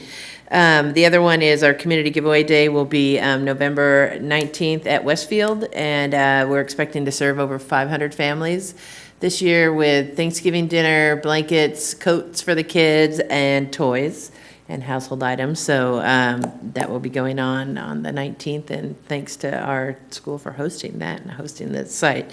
And one other thing, working with Superintendent Jesse Ortiz, we're planning a human trafficking, what Yolo County educators need to know, for November 30th at Yolo Office of Ed from 3 to 5.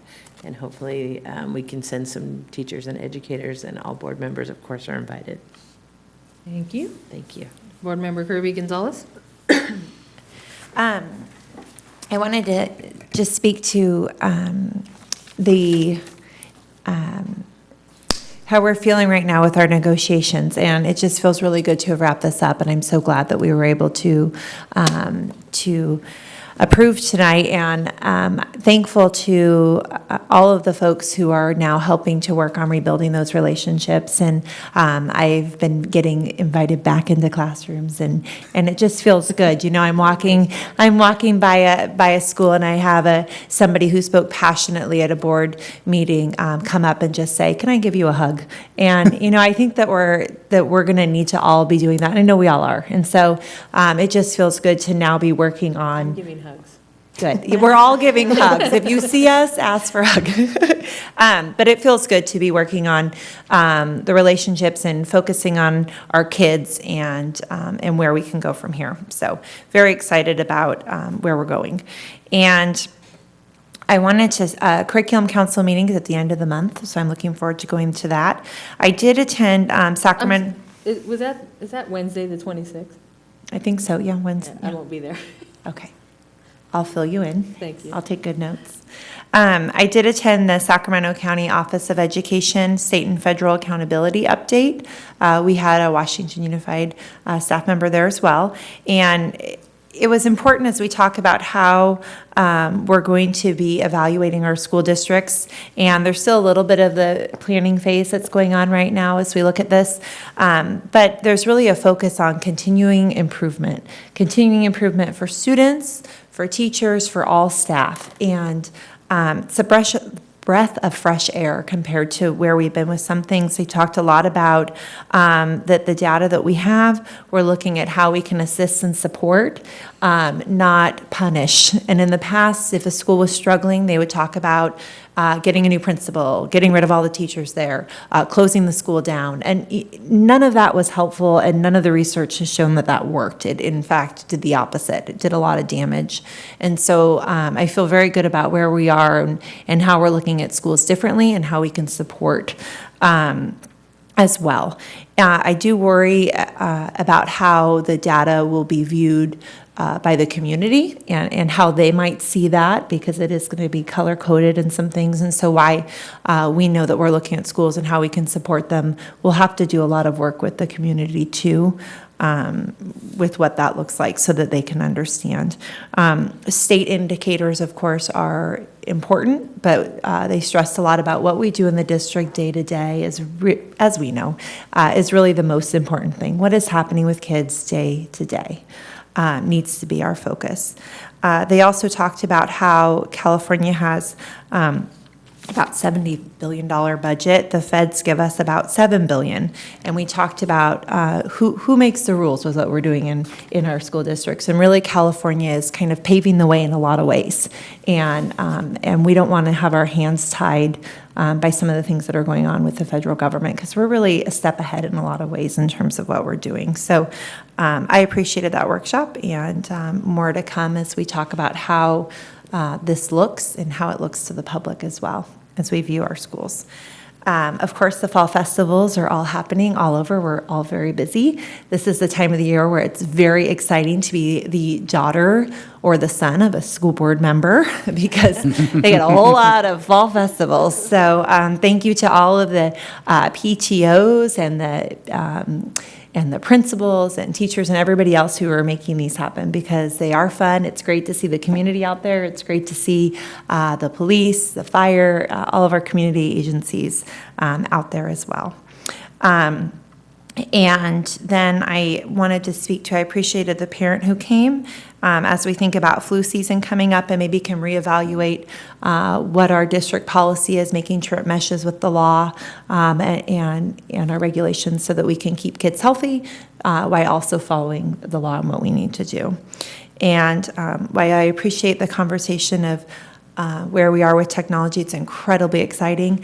I did all of a sudden have a little moment of, when we think about one-to-one with our TK and kindergartners, because my daughter is 5, and she's only in kindergarten from 8:30 to 11:20, and she's probably already on the iPad too much. We try to limit that. So I know that our staff, though, are being very thoughtful and meaningful when our little ones are on the computers, because I've seen in some districts, certainly not here, there's a lot of thoughtful planning going on, but plugging little ones onto, or any kids, onto programs that I don't think are as meaningful as that instruction from their teachers. So just as we're cognizant and aware of what we're doing with our kiddos. Then they'll have to be over at the VSP getting glasses. Yeah, yeah, exactly. Thank you. Thanks. Board Member Alcala had one more item. There's just one more item I forgot to mention. I also went to Bridgeway for their fall festival, and it was fantastic. Some of the students out there were doing some fantastic dance performances. I have no doubt when they graduate from there, they will be going over to River City and joining the dance group out there. The baskets that they had were phenomenal, and I bid on 5, but I didn't win one, or I got outbid. But it was just a wonderful event, and I got to also meet with a PTO. And I'm sorry I missed you guys. I went really early because I had to pick my husband up. So I'm looking forward also to the other fall festivals that we're having. That's it. Thank you. Board Member Pizzati. I'm sorry, I just wanted to comment on a couple of things. And yes, Jeanette Ollie put on a great show. It was a great fall festival. Yeah, since my kind of comments were focused on reflecting about what we've done in the last year, I wanted to mention a couple of them. We did our dual, amongst, times that were not the easiest. We did manage to get the dual immersion program up and running. We got the Bright Culinary Academy up and running. In River City High School, students actually doubled their CAPS scores. There were many, many things that were absolutely incredible about this year or this past year. We've expanded VAPA. We've done so much. And I just wanted all of us to just take a minute and reflect on how great of a year we did have academically. Even though we had some struggles, this was still a very, very good year for us. Thank you. And I have a few items. I know we all respect and enjoy our VAPA program, so I had a chance to go over to the Music Boosters meeting the other night, and our student here, Christian Solta, some of my thunder, but they won some trophies, and they're displayed out there, and the parents are very hardworking, and they have a lot of opportunities this year. I think it's the jazz band's trying to get over to New Orleans. I think the marching band's trying to get to Disneyland. And so for all the board members, I brought these lovely fundraisers. If you can pass it down. I expect each one to sell some. They're selling pies. I already gave one to Superintendent Luna for her staff that should be sitting there. So I challenge all the staff members to purchase a pie so we can help these bands get to where they need to get. The information's there on top. So I wanted to share that with you all. I attended with Superintendent the elected official breakfast in Woodland with Superintendent Jesse Luna, and Jesse Ortiz. It's getting late. I will say all the superintendents were there from all the districts, so it was good to hear what all the districts are doing. Who has the best superintendent? We have the best superintendent, and I will tell you why, because at the end of her presentation, she busted out in a song. None of the other superintendents could do that, so. So they're all very jealous, but it was a very good breakfast. It was very good to hear some of the items that were happening. I do have the electronic copy of the PowerPoint. I think Superintendent Luna does too. I'm going to share a few items. In Yolo County, the total amount of students is 29,681. We have 1,400 teachers, 61 schools, 6 comprehensive high schools, 5 alternative schools, and 6 charter schools. Let's see. Yolo County, they have top 5 English learner students by language. 75% of our students speak Spanish, 8% speak Russian, 4% Punjabi, 2% Mandarin, and 1% Korean, and that's just the top 5 languages. Washington Unified, we actually have the largest group of African-American students at 52%, and a larger American Indian group at 43% of Yolo County.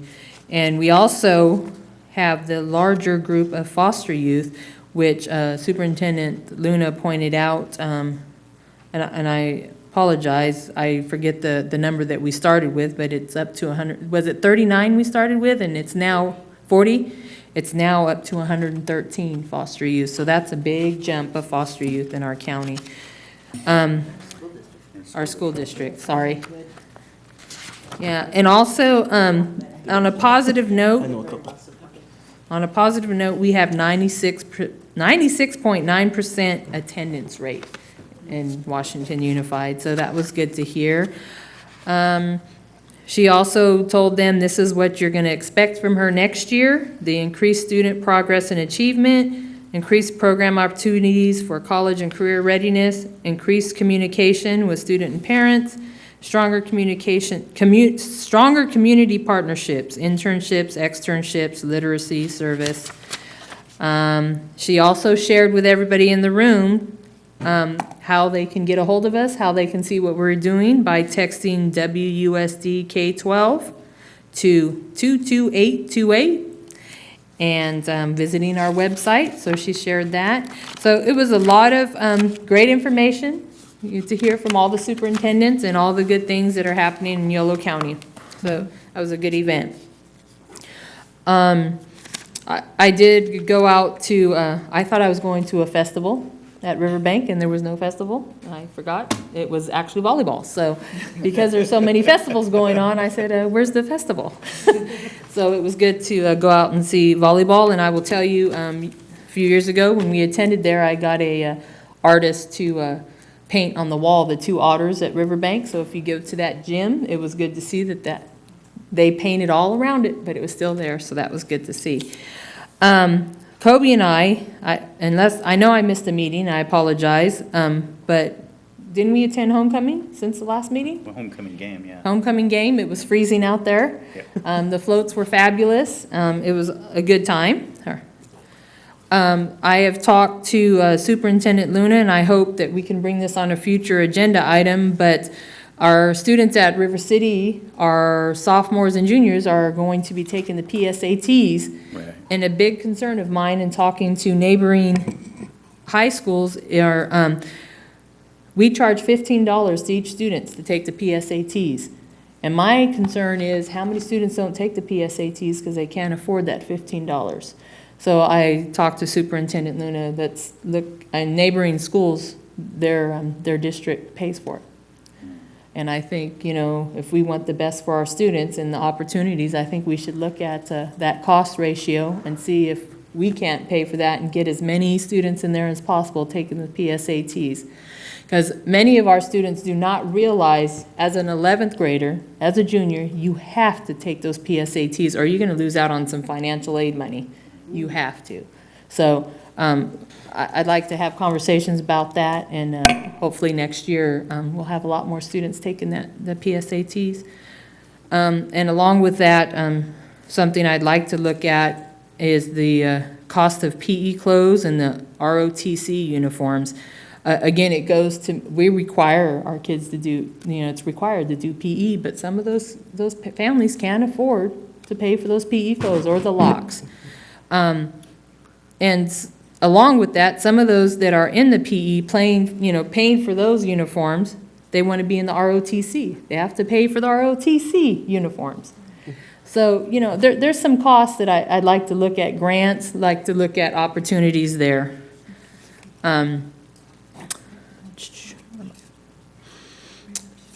I think that was it. I gave you all your homework for fundraisers. And I think that's it. Board Superintendent Luna?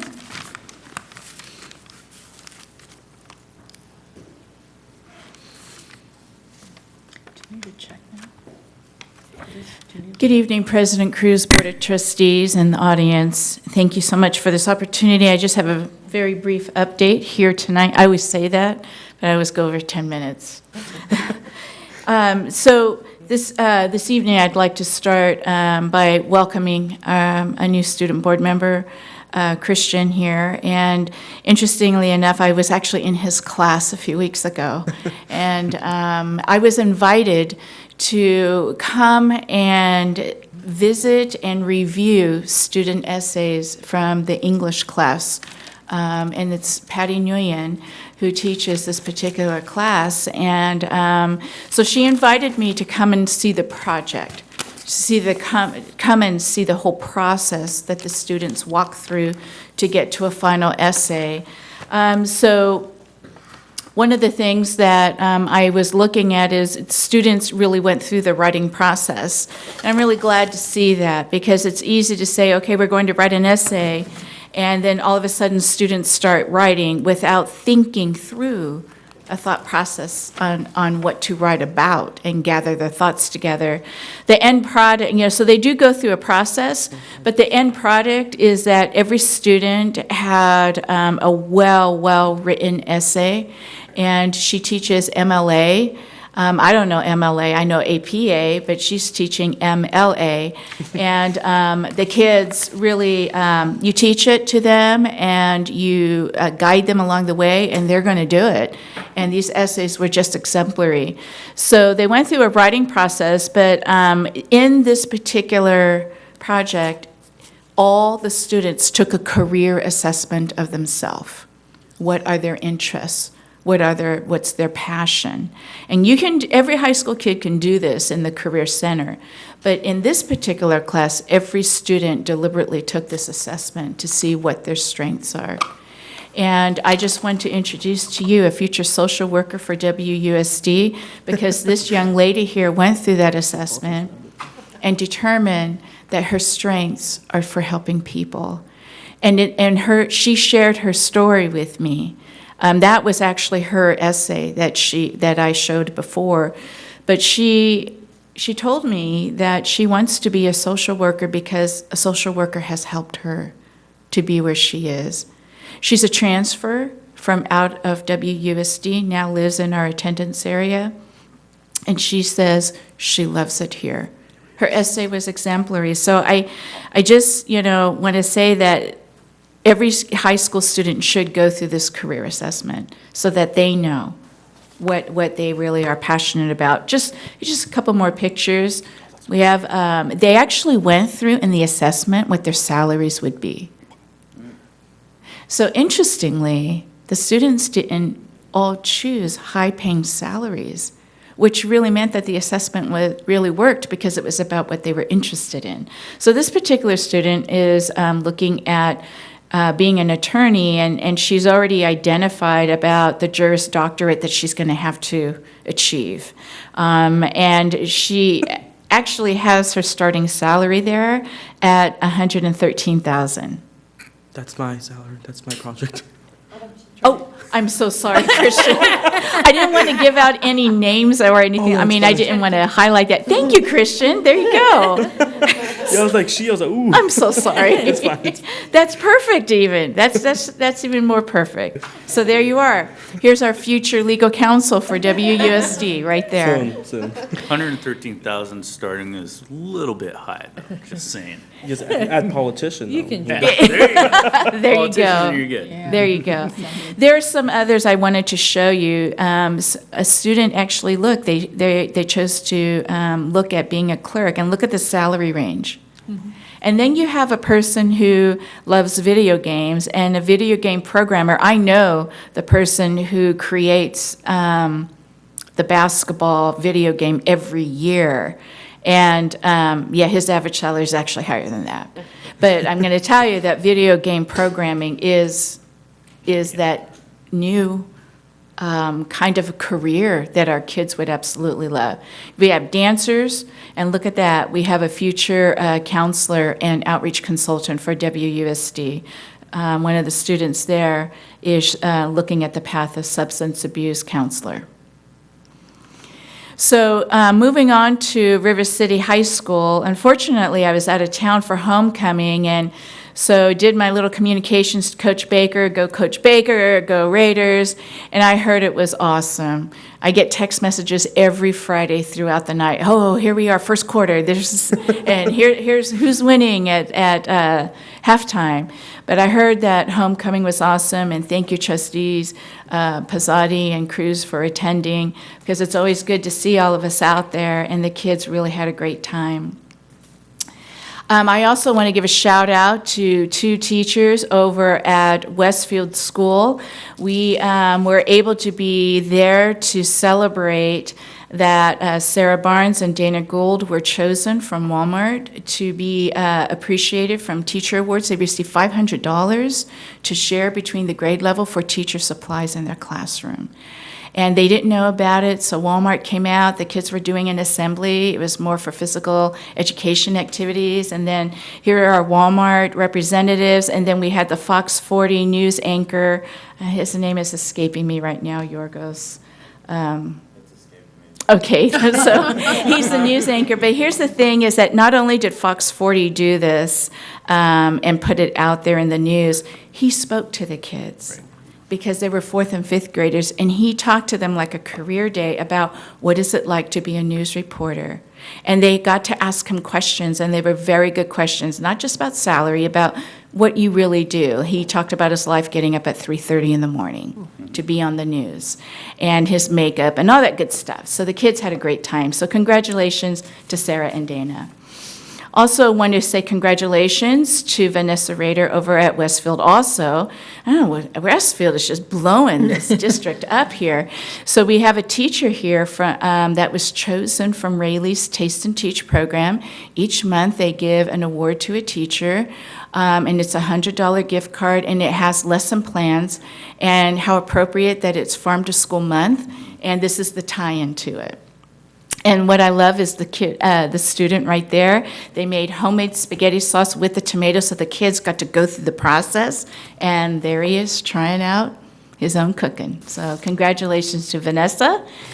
Thank you, President Cruz, for attending our Yolo County elected officials breakfast. It's always good to be able to hear what the other school districts are doing and get the support of the people who are making decisions at the state level. And so it was a very, very good time being together. It's, yeah, we are the best district. I'm just going to say it. We really are. Washington Unified is really putting the mark on the map in Yolo County because we're doing such great things. And thank you to the board for really supporting that and making it happen. So yes, the marching band did have a band review last weekend, and I was a band review mom, and we used to get up at 3 o'clock in the morning on Saturdays and ride the bus to the band review, and so it's a rigorous volunteerism that happens with marching band, and congratulations to our marching band. They received 4 placements in a very competitive field. And our kids do great. They sweat it out, and they stay to the bitter end, and so do our parents, because there have to be a lot of parents there that go with the teachers. So congratulations to River City there. Elkhorn Village, I was there this morning and had the great privilege to be able to sit at the table with a team at Elkhorn. It was a 6th grade roundtable day. This entire week, they've been engaging in roundtables. And roundtables are when the teachers are released from their classes and they come together in this one staff development room they have. And they have the administration, they have the reading teacher there, they have the outreach consultant there. And they talk about the kids on how to best support them. And they go through kid after kid after kid so that not one is left behind. So it was amazing. It was amazing on the plans that they put in place, and I just want to give a shout out to Elkhorn on that. Trustee Alcala, you should have joined me this morning because I was in the dual immersion classes at Elkhorn, and let me tell you, I'm very challenged going in there, but I was pretty amazed. These kindergarten students are on their beginning walk and journey to biliteracy. They're writing in Spanish and in English already. They are speaking in both Spanish and in English. And that particular calendar, if you're a teacher of kindergarten and first grade, that's the setting for every morning for 15 minutes where they do the daily calendar. And they're doing that in Spanish. And it's not just about the calendar, but they do mathematics with it, about the days and everything. So I wanted to give a little... La calabaza es naranjada. Anaranjada. Say it again. Anaranjada. La calabaza es anaranjada. Muy bien. That's a kindergarten. And she was amazing. She was amazing. So I just also wanted to show you that they're using the same strategies as we do for our regular classes. They just transferred the Spanish language into it so that the kids are doing both Spanish and English. I also had a student advisory committee meeting. It's the very first one that I've started here, and I met with 11 amazing high school kids. What I love about being with kids face to face is that they're very honest. There's no filter. And they were pretty adamant. They want to see me once a month at the table, all 11 of them. I told the seniors that at the end of the year, they would get a letter of recommendation from me for their college pathway. And this particular advisory committee is made of 10th, 11th, and 12th graders. Very diverse, not just culturally, but very diverse in their backgrounds. Some are transferred new so that we get the lens of what is River City like from a new student coming from another high school. And then we have kids who have been here since kindergarten. So tonight, when we talk about the policies of graduation and 8th grade promotion, they had a lot to say about it that we're going to share with the board tonight as part of your discussion. So their discussion is at the district level of policy, what their input is on procedures, what their current status is, and also what do they want to see for the next generation of River City high school kids. Next week is parent conference week for our TK kindergarten through 8th grade schools. So they will be minimum days, and I just want to give a shout out because to prepare for parent conferences is a lot of work for on our teacher end, individually getting all those folders and portfolios ready. And a lot of schools are moving towards student-led conferences to really amp up the voice of students and build their literacy and language skills. So it's going to be a great week next week, but just know we're on minimum days so that parents will be coming in for their conferences. Lastly, I wanted to just let the board know that next week I'm starting a Coffee with Linda in which the PTO presidents will be meeting with me on a monthly basis as well so that I could hear at the ground level from the parent perspective how their schools are doing, help to unify overall that, yes, every school is a unique community, but we all belong to WUSD. In Millbrae, I met with our PTA presidents every single month in the evening, and we just talked through lots of things to support our schools and how to be smart with our resources. And so I'm going to be starting that next week. So it's a great time to be in Washington Unified, and thank you so much. Linda, I had a quick question. On the parent-teacher conferences, what percentage of parents overall attend these conferences? Yeah, this is a very good question. I think I actually don't know the answer to that. And so why don't we get the numbers after this week and see how many parents signed up for the conference, how many did not show up for their appointment time, and how many just could not be there. What I do know is teachers, if they can't make it on this next week, they might see them in the morning during a drop-off on another day. I know teachers juggle that quite a bit. So let's find the answer on how that's being done. Oh, one more question. So how do we get the information out to them? Because I've sometimes heard parents tell me that the kids didn't bring home the notes, on that, and I guess that's one of my concerns. Okay. We generally, the teachers will make those appointments and then send that letter home to the parent that this time is their designated time. But we also have translators on hand for the conferences so that the parents know ahead of time. They don't have to worry about the language there. So let me find out a little bit more, because if there's a way that we can get it out more to our parents, we definitely want to do that. Great, thank you. We had some teachers would call. Many actually teachers call call and to say, follow up, and yeah. Yeah, we'd like to schedule an appointment, or. Sure. Yeah. There was two other things I did forget when we talked about homecoming. I attended my 30-year high school reunion from River City High School, and do the math. But they were also, a lot of the alumni were there at homecoming that night, cheering on football. very So cool. it was good. And also, as a junior in high school, Sacramento City College is sending out the Jump Start to College programs. And it's for juniors to go out to Sac City College and register Sac City College and complete the English and math assessments. So I did forget to mention that. So hopefully all the juniors are getting that, and that was something nice to hear. So thank you. Great, thank you. We are to board governance. Q1, discussion board policy and administrative regulation 5127, graduation ceremonies and activities. So before the board enters into discussion on this, we committed that we would try to find out what is currently in place. And so the board has in front of you the policies of Washington Unified that was adopted a few years ago, of what our current practice is, and then you also have a copy of the CSBA current regulation on that.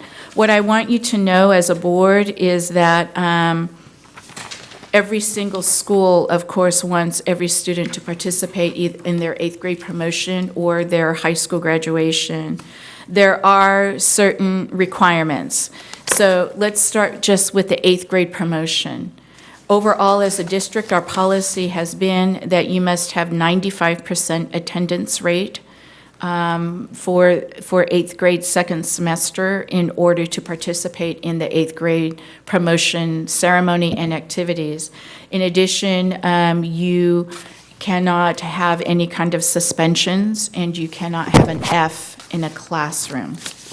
Students are still being promoted to 9th grade, but this is about participating in the 8th grade promotion ceremony and activities. So in the education code, it talks in general about a statement that we do want our kids, of course, to be on their best behavior at all times, but particularly when they know they're going to be leaving their school. We want them, of course, even to be more at their very, very best behavior.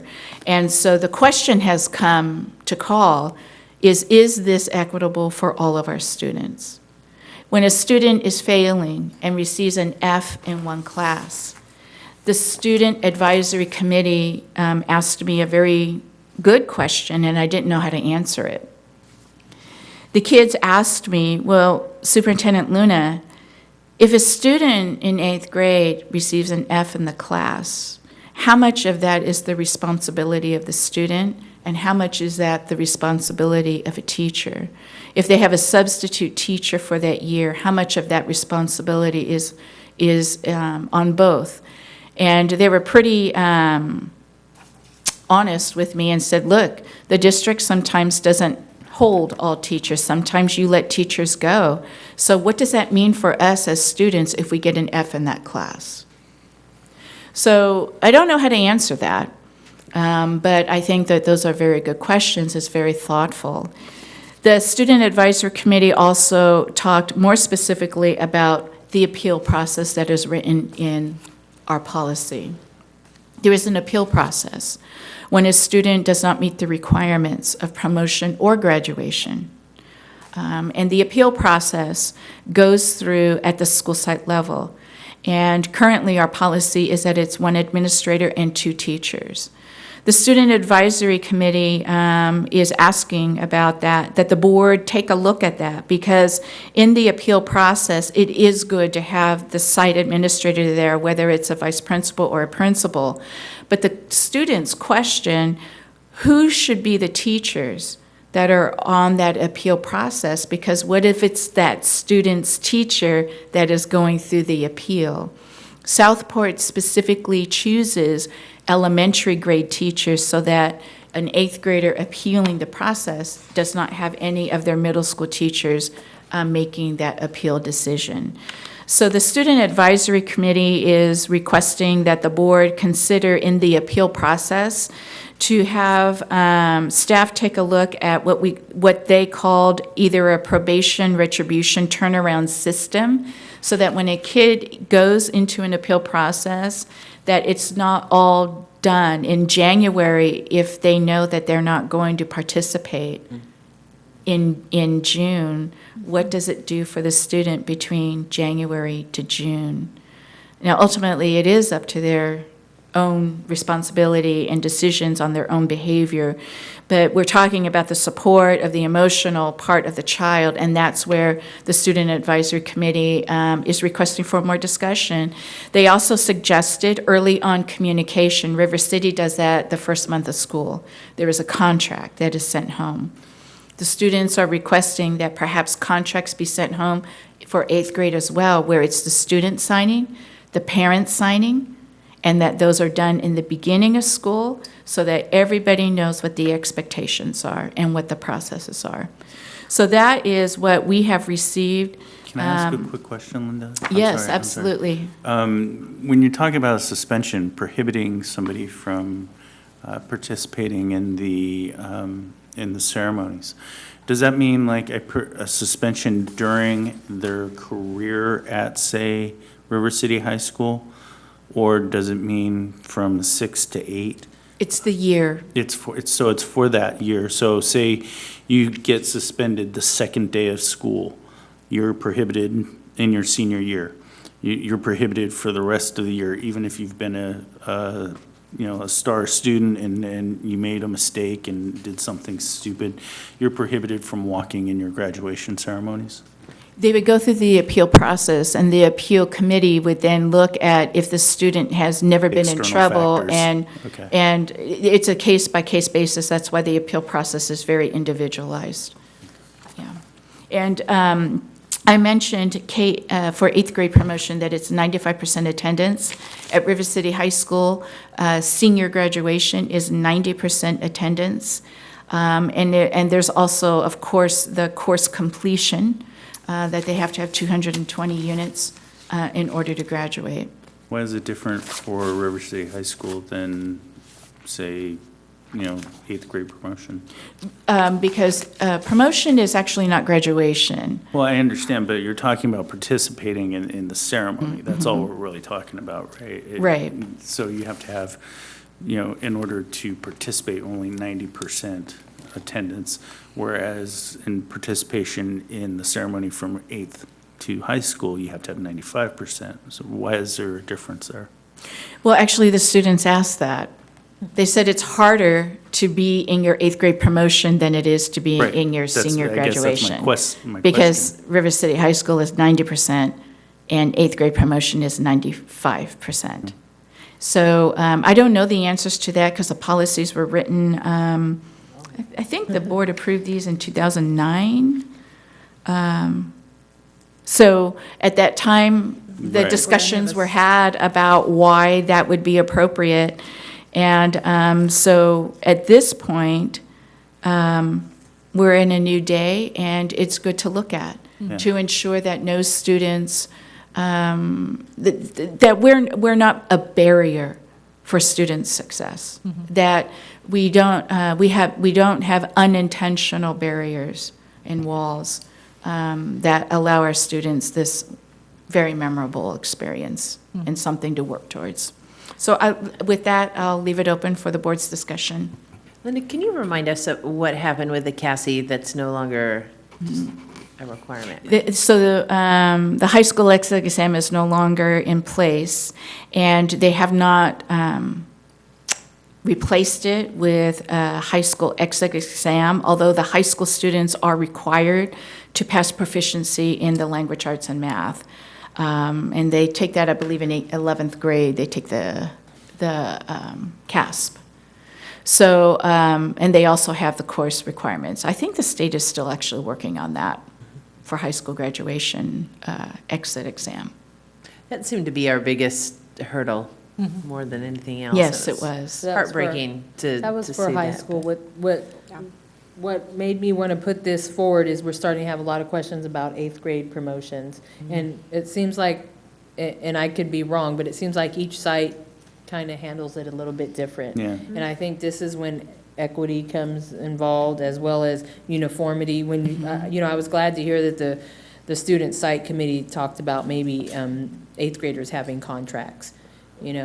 I like that idea, and I just think everybody should be treated the same, and every parent should know, how come at one school, if I get an F, they can participate, but not this school, and the appeal process and so forth. So I think it's important that we do review this policy, because it is very old and times change. And I think the CASI is only till 2018 at this point. I think it was just extended. Cassie's not in anymore. It's not in anymore. It's not in anymore. We allow, last school year, the seniors were allowed to actually get a diploma if they did not graduate because of the CASI.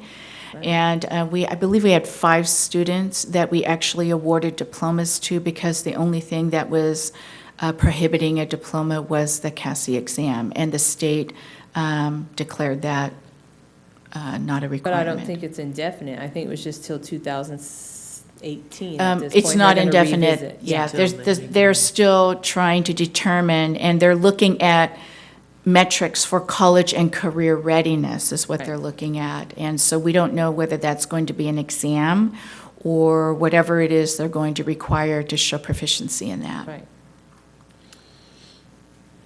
Any more comments, questions? I do. I would say, well, the attendance, I suppose if they have an independent study, that wouldn't count against their attendance rate, or would it? Independent study does not, and the student advisory committee brought up, sometimes the kids don't have a choice if the parents are going to pull them out and take them on a few days of vacation, and the kids, sometimes they don't have a choice, especially in 8th grade. They can't be home alone. And so the question is it right for the student to be, receive the consequence when the parents are taking the kids out? Yeah. Independent study does not count for an excused absence. Okay. As long as, I believe it is 5 or more days. Yeah, it has to be 5 or more days. Because 95% is very high, and I know we have many students who, might go to Mexico for a good part of December, who I have students who go to India for a month at a time, and it's definitely not, their decision. And so I think if we were to keep an attendance piece like this, and I would be fine with it being at night. Of course, I want attendance, so I'm not trying at all to discourage kids from coming to school. They need to be at school. But I also just think, what is our purpose with holding that back at graduation? So if we were to hold tight to that, then I think we'd have to do a lot of education on independent study and have that be part of the contract, where it said right there, independent study if you're going to miss time. Right. Because I know with educating families that I teach, I now have, they come to me now, and I'm going to be gone for this month if they can get approval or not. And then there's that piece, so they don't lose their time, because I think that would be a huge equity piece to me. Yeah, I agree. And Principal Moisage did share with me that the seniors, out of all 4 grades at River City High School, senior attendance is the best. Because they know that even though it's 90%, they know they need to be there in order to participate in all of those experiences, and they don't want to miss out. They don't want to, miss that in their last year. It's not just about the events, but just leaving on a good note, right? So it's also 90% unexcused absences? Because what about ailments? Like a kid could get really sick for It's 2 weeks. 90% attendance. Period. Period. See, that's a little hard. I agree with Sarah. It's like penalizing the student, and it's sometimes beyond their control. When it's a sickness, that It that is. could. But, yeah, but that even doesn't at, seem right. even at 90%, they can still appeal. So if they have Yeah. 88% Right. attendance, they can still appeal the process. That is correct. I mean, I do agree at the elementary level, holding them at 95%, and high school 90%, you know, I think it needs to be equal. Yeah. And then I guess my other piece as I look at this, I seem to remember last year a parent or a student talking about how they couldn't walk in their promotion ceremony if they had blue hair. Was there ever a policy about hair? About hair? who I that hope was. that is not a piece, right? Because I currently have a student with blue hair and they are learning just fine. So I hope that, I don't think it was, because I remember at our graduation, at this last graduation, there was a couple of students with it was blue or promotion purple for hair. kids. It was a Agree. promotion ceremony. So I just Right. want to make sure that was something that I heard. So I want to. Here, or was that on the news?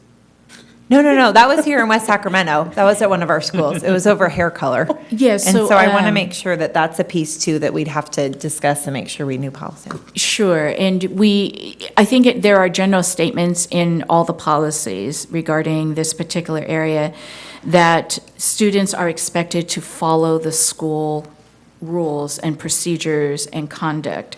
So if the school rule is that we don't color our hair or whatever it is because it's a distraction to learning or others learning, then I think that that's where it would fall under. So let's find out more about that. That would be good. We will Thank you. definitely ask that question. Okay, good. And then I guess another piece would be, again, it's the motivation for why we have this. And if it's an important, kind of carrot to have, then good. But I agree with the idea of having a suspension at the beginning of the year. I think it's also, and then that holding you back. I feel a sense of, hopelessness if you have one at the beginning and then you turn it around and do great all year. And also what type of suspension that is. And to me, the most important factor of all these would be behavior for walking at graduation. I'd want kids to have respectful behavior to their teachers, to their peers. And I think it has to be, I know we want a standard policy, but it also has to be looked at sometimes case by case of what that suspension was. But one at the beginning of the year and then knowing you're out, I think can be hard too. I was a student that didn't promote because of the 95% attendance and a few other factors. I think 90 would be better and it would have motivated me knowing if I would by January I would have been able to do more. And that lowered my motivation. So, I mean, I was at my friend's house promotion. It's not the best, but, that would have been a great start to my freshman year, but there is procedures and I do respect them, so. Well, and I think I want to piggyback on what you were saying, Sarah, is that, if you do have an early year suspension and you did something stupid, and now you realize for the rest of the year, you're not going to walk no matter what, then, what incentive do you have to, do good? Besides you can do the bare minimum and graduate, you don't have the incentive to be on your best behavior. So I think if you have that incentive of, I still have an opportunity to walk, Right. And I know the Yeah. case-by-case basis, you still have to appeal, but maybe you should have something where you don't have to appeal. It can be, you see the suspension early enough on, and as long as somebody, maybe they're on probation for the Right. remainder of the year. Right. And it's your first strike, you do anything stupid for the rest of the year, okay, then it's where you are. Yes, I do know that our high schools do have those kind of conversations that whether you're on track or you're going to have a hard time on this track. And so these are the things that you need to do in order to get back on track. So I think we just want to make sure that there are no barriers, whether they're unintended or institutionalized in these policies, that would allow all students to access this particular event. I think it empowers staff too, when they can say you had one at the beginning and you're on probation and or whatnot. Sounds good. So under the direction of board, we're happy to come back with maybe some drafted language representing the voice of our students, our administration, and how this is actually working on the campuses, and to ensure that we're not putting up any barriers in our language. And so I also heard that we want to make sure that the attendance rate maybe is a little bit more aligned with the 8th grade and the high school, and we can definitely look at that too. We'll bring that back at the next meeting. Thank you. Thank you, Linda. We have item Q2, the first read, Board Policy and Administrative Regulation Series 1000, Community Relations. So trustees, if I may just have a few minutes just to quickly walk through specific pages of where the board will need to determine some options of language. Series 1000 is about community relations, and that covers lots of things with partnerships within our community, what our systems look like. And so there are some areas that the board is going to have to make some decisions on what option and which pathway you'd like to go. So if I may bring you to page 15. On page 15, policy 1113, in regards to publishing photographs of students and identifying students by name with their photographs. Option 1 talks about photographing of students for school events, but identifying them in the publication by name. And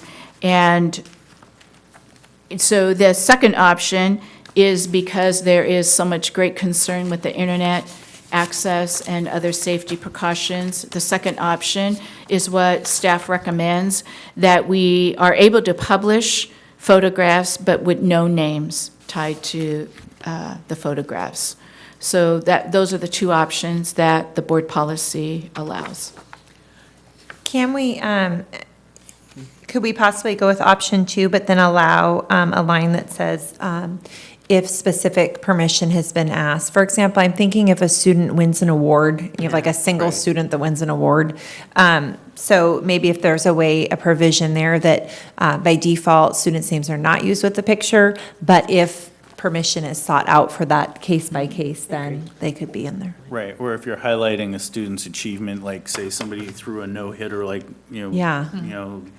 You want to put their name out there, you want to try and promote this person, and the more you get high school, clippings of things like that for college and stuff, I putting names to faces helps certainly promote somebody, and I think that's a good idea. As long as you get permission, or, if it's not a burden, then you always have the idea of the option without the permission, and you can put their picture there. But, I agree with Sarah. Just one comment, foster kids and kids that are protected, it's not always good to put their name, nor is it good to post their picture without permission from Correct. somebody. So we want to be really mindful of that, I would say. Yes, I absolutely. agree with the awards and whatnot, but Right. there's kids that need protection too, and we might Yes. not know that. We will know that we are looking at our photograph release agreement with our parents. And our communications officer is looking at that to see how other districts do that, to protect all children, but also allow use. I mean, kids love that also. I mean, every school has a website, and every school talks about what they're doing. And so we want to make sure, though, that we protect all kids in the use of that. Thanks. Okay, so the second decision from the board that needs your looking at is page 45. And this was a suggestion made by our subcommittee from the board about the governing board obtaining fingerprint clearance, as we ask all of our volunteers to do as they are around our children. And so we just wanted to make sure this is added language, that the board is good with that. I have always asked, why why are the elected officials not fingerprinted? And then especially for us, aren't we required to have TB tests if we go on the campuses? I mean, our volunteers are. So I've always asked that question. You're right, that is the first layer before we even get to fingerprints. So maybe we can add TB to this. Okay, definitely. Yeah, and I totally agree, and I think staff assumes that we have been, and that can be dangerous, depending, I mean, not with us, we're fabulous, but it's dangerous to assume people have if When are you we don't starting actually that? know. When are we starting that? As soon as the board approves it. I'm done, I'm approved, I'm volunteering tomorrow. Okay, we will definitely add that language on there. Page 48 is our next set, and this is about who needs to sign in to the school office at the visitor's binder. And the two options are, option one is that any person, period, must sign in. Option two has a little bit of a description where it only identifies with what they call outsiders. Now, what the board needs to know, which is on page 51, there are certain people who are exempt from signing in under this second option. School board trustees? School board trustees is one, yes. District employees. The media, reporters would be exempt I think from everybody should sign in. No. option two. Yeah, option one, Option I one. agree. and that's confusing for Thank you. people what all outsiders is. Yes, I would agree. Everyone. For the safety for all, I even have to sign in. So I think it's Absolutely. important for everybody, the office needs to know who's on campus should an emergency or a drill happen. Right. And so I think that's the best safety mechanism for Every us. time I go to a campus, I always sign in. Right. Why wouldn't? Right. Absolutely. Our next one is page 78, and we only have a few more after this. So page 78 options have to do about reporting findings from the uniform complaint process. Option one is very simplified in that the district would be required to provide a summary of the findings from a uniform complaint 60 days within receiving the summary and findings. Option two provides an option for an additional 30 calendar days for the complainant to appeal, and actually brings the Board of Trustees in as part of an appeal kind of a process of the complaint. Currently, our uniform complaint process is option one, in which a complainant, if they are dissatisfied with the investigation's findings, the next step is that they go to the CDE to appeal. So you're saying that we are completely, the board would be, in one process, we would be completely overlooked, and they go straight to the CDE for appeal? Only if would they, jump over the board? yes, yeah. Option two would be what you would consider more standard, would you say? What most districts are doing? Or what do you think? I think they're all different. My Oh, previous okay. district, we did not have the board in any part of the process of the uniform complaint process. It's an outside, the outside agency is the one that is investigating, and then that way the board is out of it. I wonder don't most city councils work this way too? I mean, I know obviously we're not a city council, but I'm just used to this policy of people can bring appeals to an elected body. And we've heard appeals. Yeah. So that's why I'm wondering how were we able to hear appeals before if right now, option one is what's in our. You may have heard appeals for complaints or other perhaps Suspension. personnel things. Suspensions, expulsions. Right, but that is not uniform complaint. Uniform complaint is about harassment, discrimination. It falls under only certain categories. Oh, okay. Well, I would certainly not want to abdicate our ability to listen and hear more information and have somebody skip the board and go directly to the CDE. That's just my opinion. I would at least like to have some input on that. My only concern is being involved in something like that, making a decision on an appeal after it's been through the process. It's adding another layer to the district. It may be adding another layer, but, I mean, to me, it's our opportunity to have some sort of say in it. We can take in as much information as we want. We can also allow the person to appeal above us, but everybody always has the right to go above us. We're not the final say. So I would certainly not want to give up our right to either uphold an appeal or reject it. So that's just my thoughts. Any comments over here? I actually agree with Kobe. I think it's kind of good to have another layer, but, and then after us, they would go to the CDE. Right. Right, you're just adding one more layer, right? I believe so. What I would recommend on this particular policy is that we get legal counsel That would make me feel more comfortable. to determine the liability of Yeah. each trustee personally, and then the Board of Education as a whole. That sounds good. Sounds good, Linda. Good recommendation. So we'll bring that back. The board is always able to, at the next reading, at the next board meeting, should you be satisfied with the rest of the policies, you could always approve the policies without this one if you'd like more work and some legal counsel time on that. Great. Okay.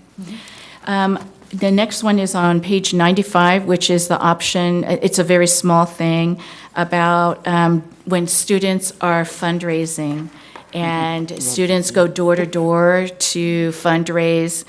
If the board would like to have in the regulation a grade or an age that you would like for our students not to go door to door doing fundraising, that's totally up to the board, but it's in CSBA policy that you have the option to do that. Students in grades blank shall not be involved in any door-to-door sales or solicitations. It's up to the board if you want to clarify that or strike it. Well, the first paragraph says students under 16 years old may engage in door-to-door sales. So isn't that, I mean, I know not all 16-year-olds are in the same grade, but isn't that kind of saying the same? I mean- Yes, but then if you put in there, like, you don't want any students in kindergarten on down to go door to door. But it says or solicitations, and for example, my daughter just did jogathon to her grandpa, solicited, $3. So I certainly don't want our kids going door to door, but how do, on some of those sales, cookie dough, this one right here, on Right, pie, pie. they're soliciting from family, friends. Right. So I think that, I don't feel, I would just say strike Well, and it. I remember when I was a kid, I had a paper route. Now, I know it's not solicitation for schools, for school-related items, but I think I was like 12 or 13, and in order to collect money from the paper route, I had to go door to door to collect the money. So there was an age, there was a certain age, I think it was like 12, that we couldn't go below. But I'm just saying it's like, Friends and I don't agree that there has to be an age set. I think it's kind of, I almost feel like putting an age in there Unnecessary. is then encouraging so them either. to do it at that age. And I don't know if I would ever encourage kids to go door to door for sales. So I just think striking it to me. yeah, I don't see a makes more reason. sense. I don't see a Sounds reason. like to we're have all it. Great, we same can page. strike that, thank you. Right. Two more, page 96 is Board Policy 1325, and it is regarding allowing certain kinds of advertisement and promotions from organizations.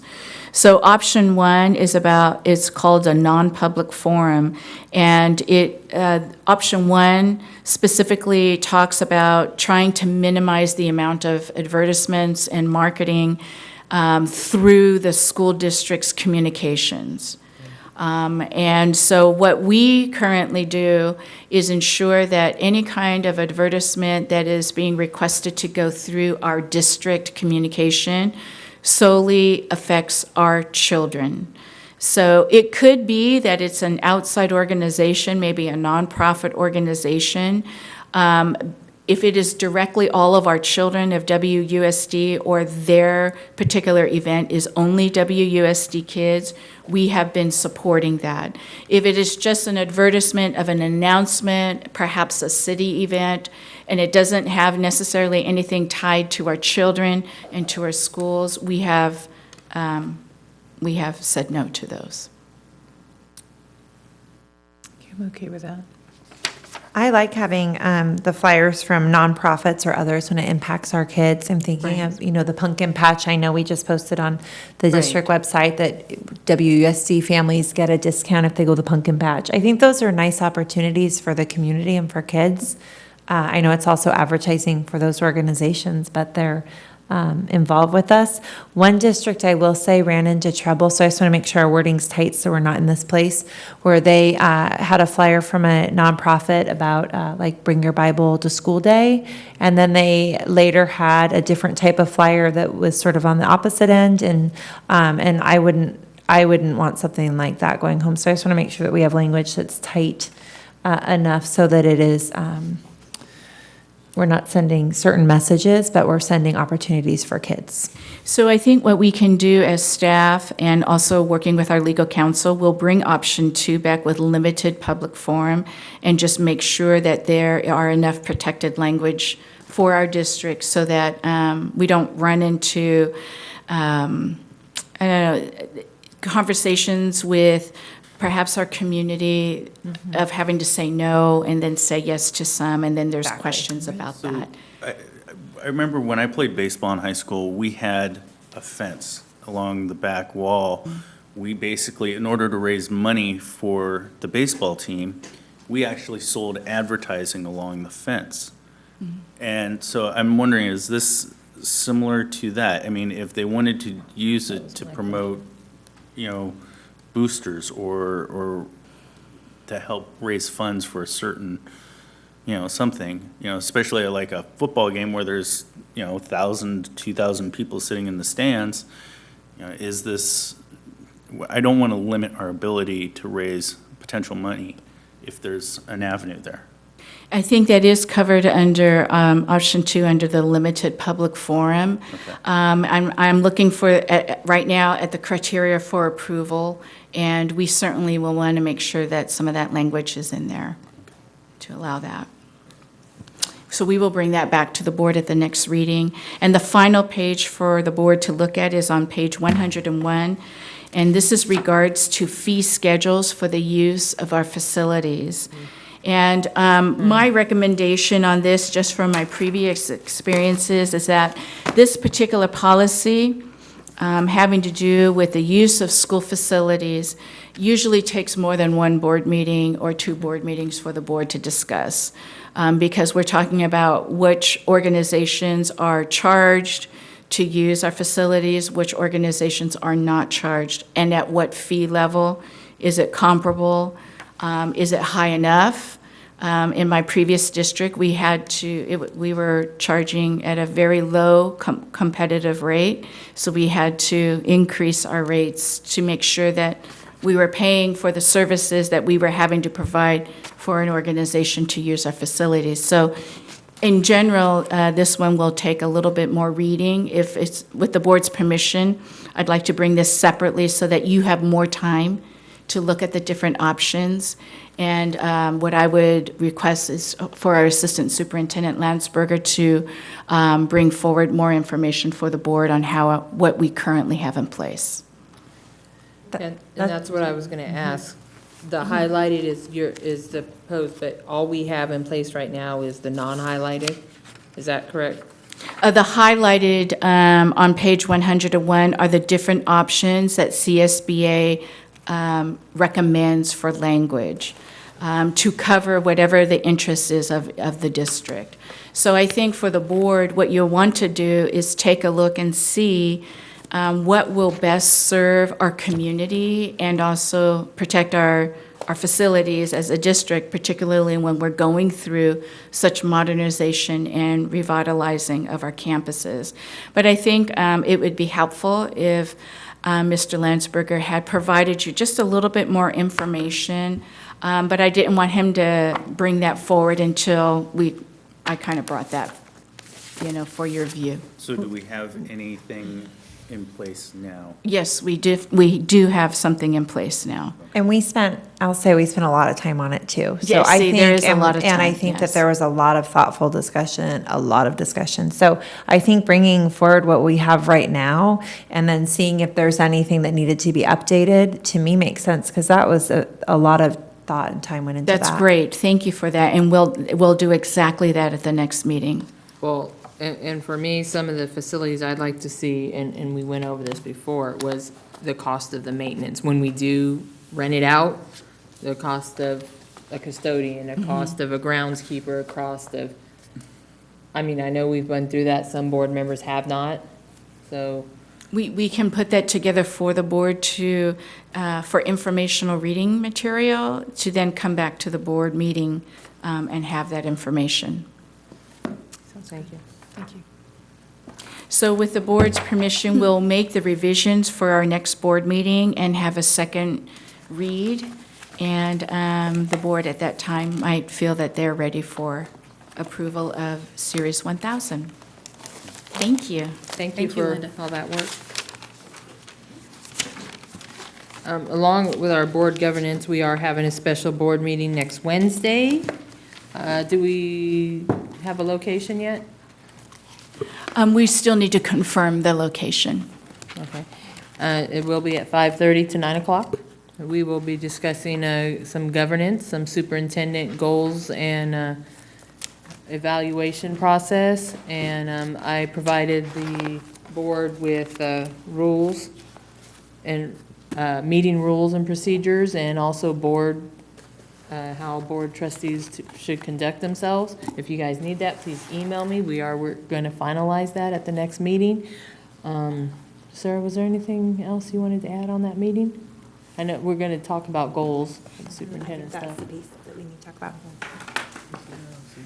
So for future board agenda items, we have second read and approval of Board Policy and Administrative Regulations Series 1000, Community Relations for October 27th. We have Board Policy and Administrative Regulations Series 2000, Administration, November 10th. Do we have any other future board agenda items? Everybody's been pretty good about getting that to Linda, so. With that, if you're not wearing a hat, can you make a motion to adjourn? So moved.